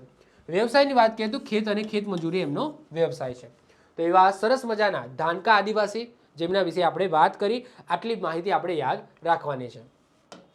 એના પછી આવશે ધોળિયા, ઓકે, ઘોડિયા નથી, ઓકે, ધોળિયા. તો ધોળિયા આદિવાસી કેવા છે? તો એ આવા દેખાય છે, ઓકે, ધોળા કપડાં પહેરે છે. ધોળિયા એમનું નામ છે અને આ પહેરવેશ સાથે સાથે સંગીત સાથે સંકળાયેલા હોય છે. તો વાત કરીએ આપણે ધોળિયા આદિવાસી જનજાતિની, તો ધોળિયા જાતિના નામ વિશે ચોક્કસ કહેવું મુશ્કેલ છે. આમ છતાં કેટલાક તર્કો ધોળિયા જાતિ વિશે અમુક તર્કો છે એ કહેવામાં આવે છે. એક એવો મત છે કે ભીલ બોલીમાં છાપરાને ઢુંડા કહે છે અને તેમાં રહેનારા ઢુંડિયા અથવા તો ધોળિયા કહેવાય. ભીલ બોલીની અંદર જે છાપરા હોય છે, એ છાપરાને ઢુંડા કહેવામાં આવે અને એ ઢુંડાની અંદર એટલે એક છાપરાની અંદર રહેનારા ઢુંડિયા અથવા તો ધોળિયા કહેવાય. બીજો એવો મત છે, આ અલગ અલગ માન્યતાઓ છે. બીજો એવો મત છે કે ધૂર એટલે કે ધૂસરી આ જાતિનો મુખ્ય ધંધો છે ખેતીની અંદર. ધૂસરી અને ધૂર એમનો મુખ્ય વ્યવસાય છે. તો એ વ્યવસાયના આધારે ધૂસરીનો ઉપયોગ કરવો પડે છે એમને, તો એ ઉપરથી એ ધુરિયા અથવા તો ધોળિયા કહેવાય. આ બીજો મત છે. ધોળિયા જાતિનું મૂળ યાદવો પણ છે એવું પણ એ લોકો માને છે, ઓકે. ધોળિયા જે સમાજ છે, જે સમુદાય છે, એ પોતાના વંશજો અથવા તો કુળ છે એ યાદવોનું માને છે. ધોળિયા વિશે બીજો એક એવો મત છે કે મુસલમાનોના આક્રમણથી બચવા રાજપૂતો જંગલ કે પહાડોમાં નાસી ગયા હતા. તેમના બે વડવાઓ ધનસિંહ અને રૂપસિંહ નામના રાજાઓ નાયક જાતિની જમની નામની સ્ત્રી સાથે લગ્ન કર્યા અને એમની આ પ્રજા ઉત્પન્ન થઈ, એટલે કે એમના જે વંશજો થયા, એટલે કે એમના જે બાળકો થયા એ ધોળિયાના નામે ઓળખાયા. ધનારૂપા એટલે કે અહીંયા ધનસિંહ અને રૂપસિંહની વાત થાય છે. ધનારૂપા માલેગાંવ ધુળિયાના હતા, એટલે ત્યાંની પ્રજા તેના જ વડવાઓના મૂળ નામથી વતનથી ધુળિયા કહીને ઓળખે છે અને આ ધુળિયા પરથી કાળક્રમે એટલે કે સમય જતાં જતાં શું થઈ ગયું? ધોળિયા થઈ ગયું. તો અલગ અલગ માન્યતાઓ છે, અલગ અલગ સ્ટોરી છે ધોળિયા આદિવાસી સમુદાયને.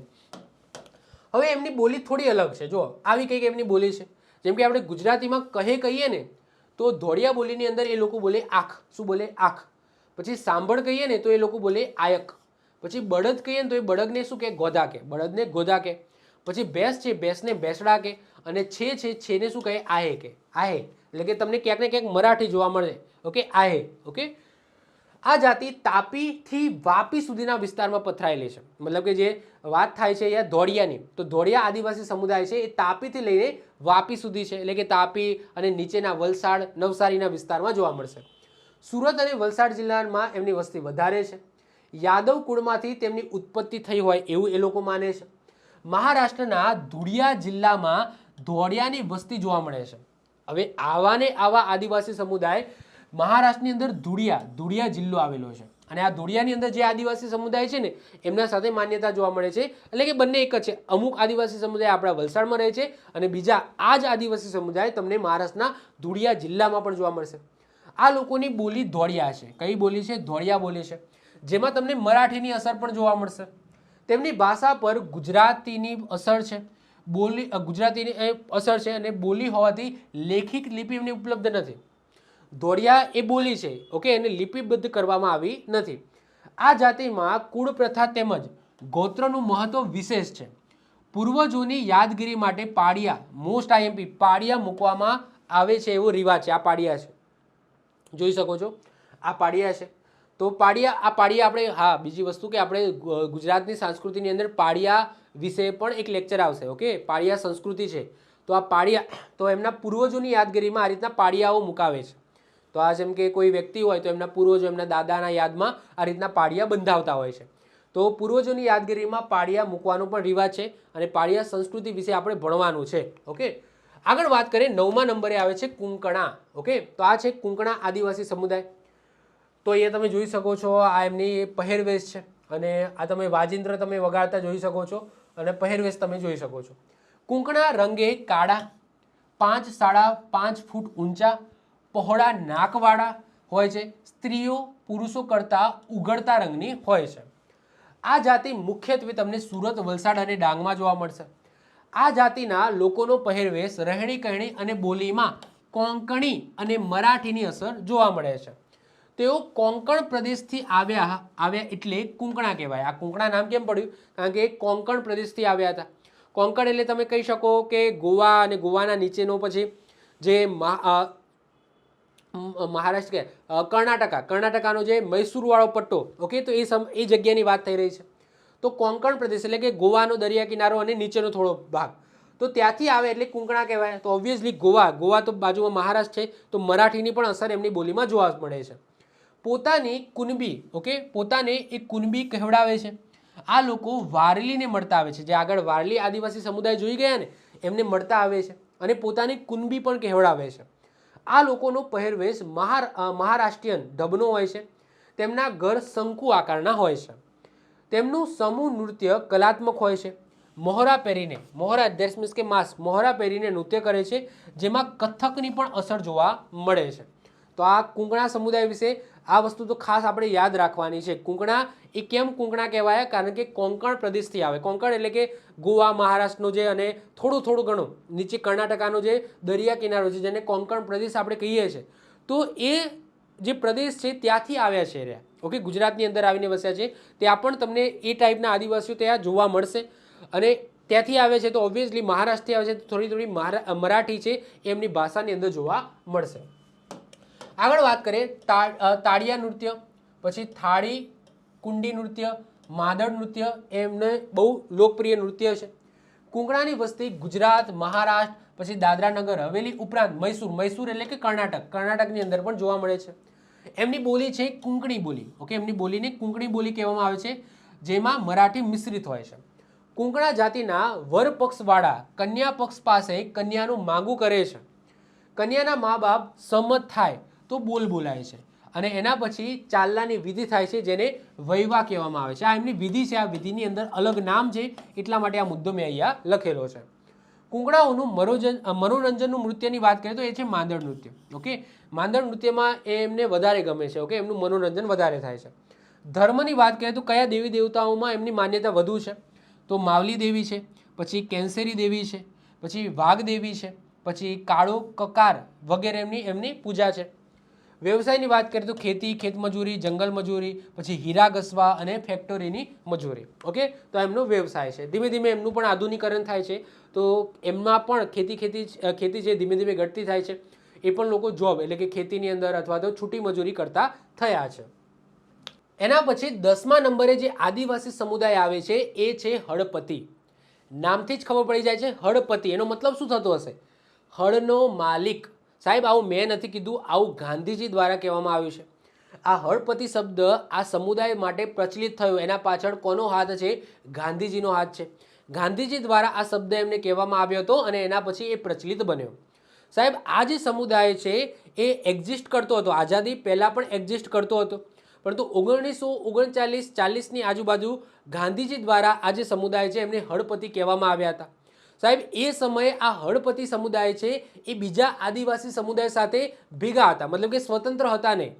પરંતુ જ્યારે આઝાદી મળી ગઈ એના પછી સરદાર વલ્લભભાઈ પટેલ જ્યારે આ બધા રજવાડાઓને એકત્રનું કામ કરતા હતા, ત્યારે આ હળપતિ સમુદાય છે એને અલગ કરવામાં આવ્યો, એમની સ્વતંત્ર ઓળખ એમને મળી. તો વાત કરીએ હળપતિ સમુદાયની, તો તમે એમનો પહેરવેશ અહીંયા જોઈ શકો છો. હળપતિ એટલે કે હળનો માલિક એવો અર્થ થાય છે અને આ શબ્દ એ ગાંધીજી દ્વારા આપવામાં આવ્યો છે. તો હળપતિ શબ્દ એ આઝાદી મળી એ સમયની આસપાસ, નોટ હળપતિ શબ્દની વાત નથી થતી, અહીંયા હળપતિ સમુદાયની વાત થાય છે. તો હળપતિ સમુદાય એ આઝાદી મળી એ સમયની આસપાસ સરદાર વલ્લભભાઈ પટેલના પ્રમુખપણા હેઠળ બારડોલીમાં ખેડૂતો હળપતિઓની સંયુક્ત સભાની અંદર એક ઠરાવ પસાર કરવામાં આવ્યો અને જે હાલી ધાણિયાની જે પ્રથા હતી, જે પરંપરાગત પ્રથા હતી, એને નાબૂદ કરવામાં આવી અને આ જે હળપતિ છે આ હળપતિને સ્વતંત્ર જાહેર કરે, એટલે કે અલગ સમુદાય જાહેર કરવામાં આવ્યો. આવું પ્રોપરલી લખાણ ઠરાવ પસાર કરીને હળપતિ શબ્દને વ્યાપક રીતે વપરાશ કઈ રીતના મળ્યો, તો શ્રી જુગતરામ દવેએ ખાસ ધ્યાન આપીને 1939ની સાલમાં પૂજ્ય મહાત્મા ગાંધીજીએ હળપતિ શબ્દ પ્રયોજીને આશીર્વચન આપ્યા. તો આ હળપતિ શબ્દ એમના માટે, સમુદાય માટે ક્યારે ઉપયોગમાં અથવા તો કહેવાય પ્રચલિત થવા માંડ્યો, જ્યારે જુગતરામ દવેએ ખાસ ધ્યાન આપ્યું. કોને?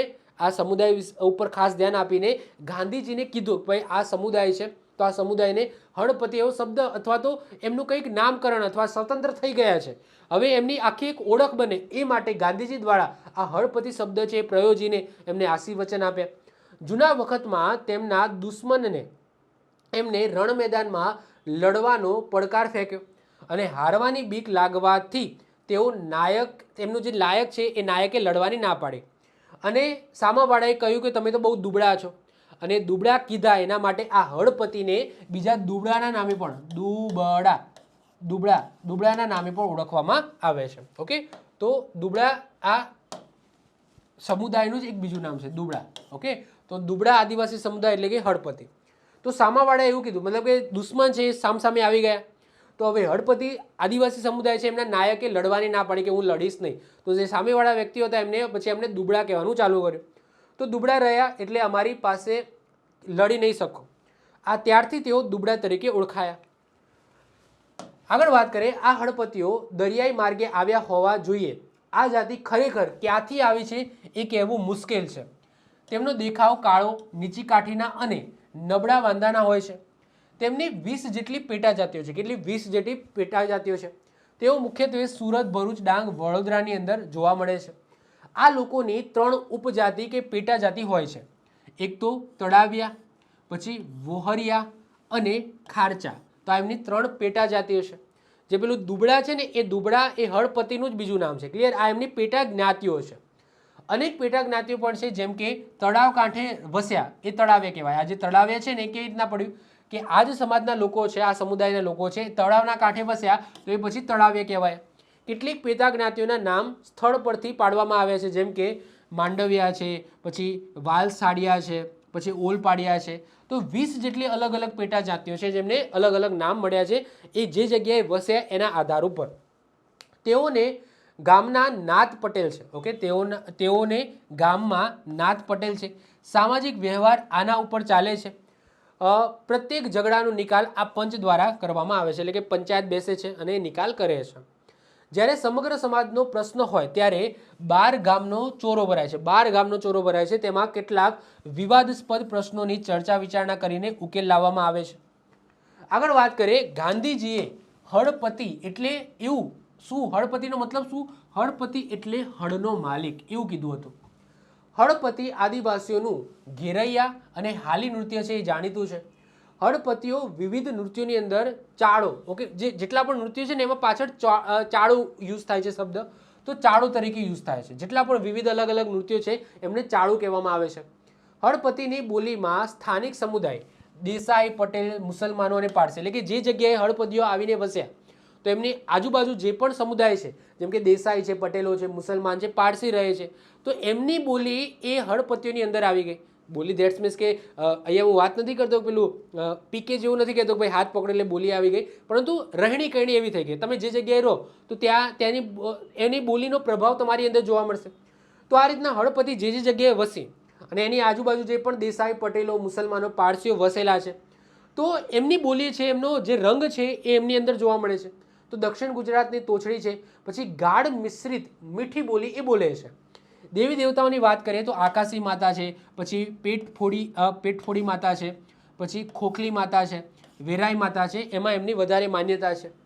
તળપતિ જાતિમાં તૂર અને થાળી એ મુખ્ય વાજિંત્રો છે, સાથે ઢોલકી પણ એ લોકો રાખે છે.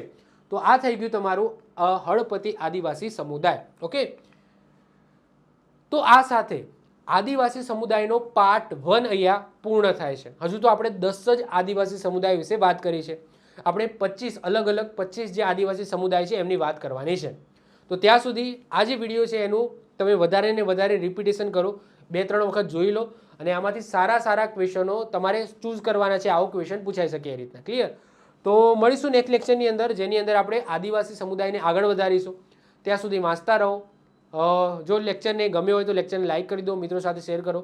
આ ચેનલ ઉપર પહેલી વખત આવી ગયા હોય તો આવા જ વિડીયો જોવા માટે નીચે ચેનલનું સબસ્ક્રાઇબ બટન હશે એ દબાવી દો અને બાજુમાં બેલ આઇકન હશે એ દબાવી દો, જેથી કોઈ નવો વિડીયો અપલોડ કરું તેની નોટિફિકેશન તમને મળતી રહે અને તમારો કોઈ પણ વિડીયો મિસ ના થાય. તો મળીશું નેક્સ્ટ લેક્ચરમાં. બાય, ઓલ ધ બેસ્ટ, જય હિન્દ, જય ભારત.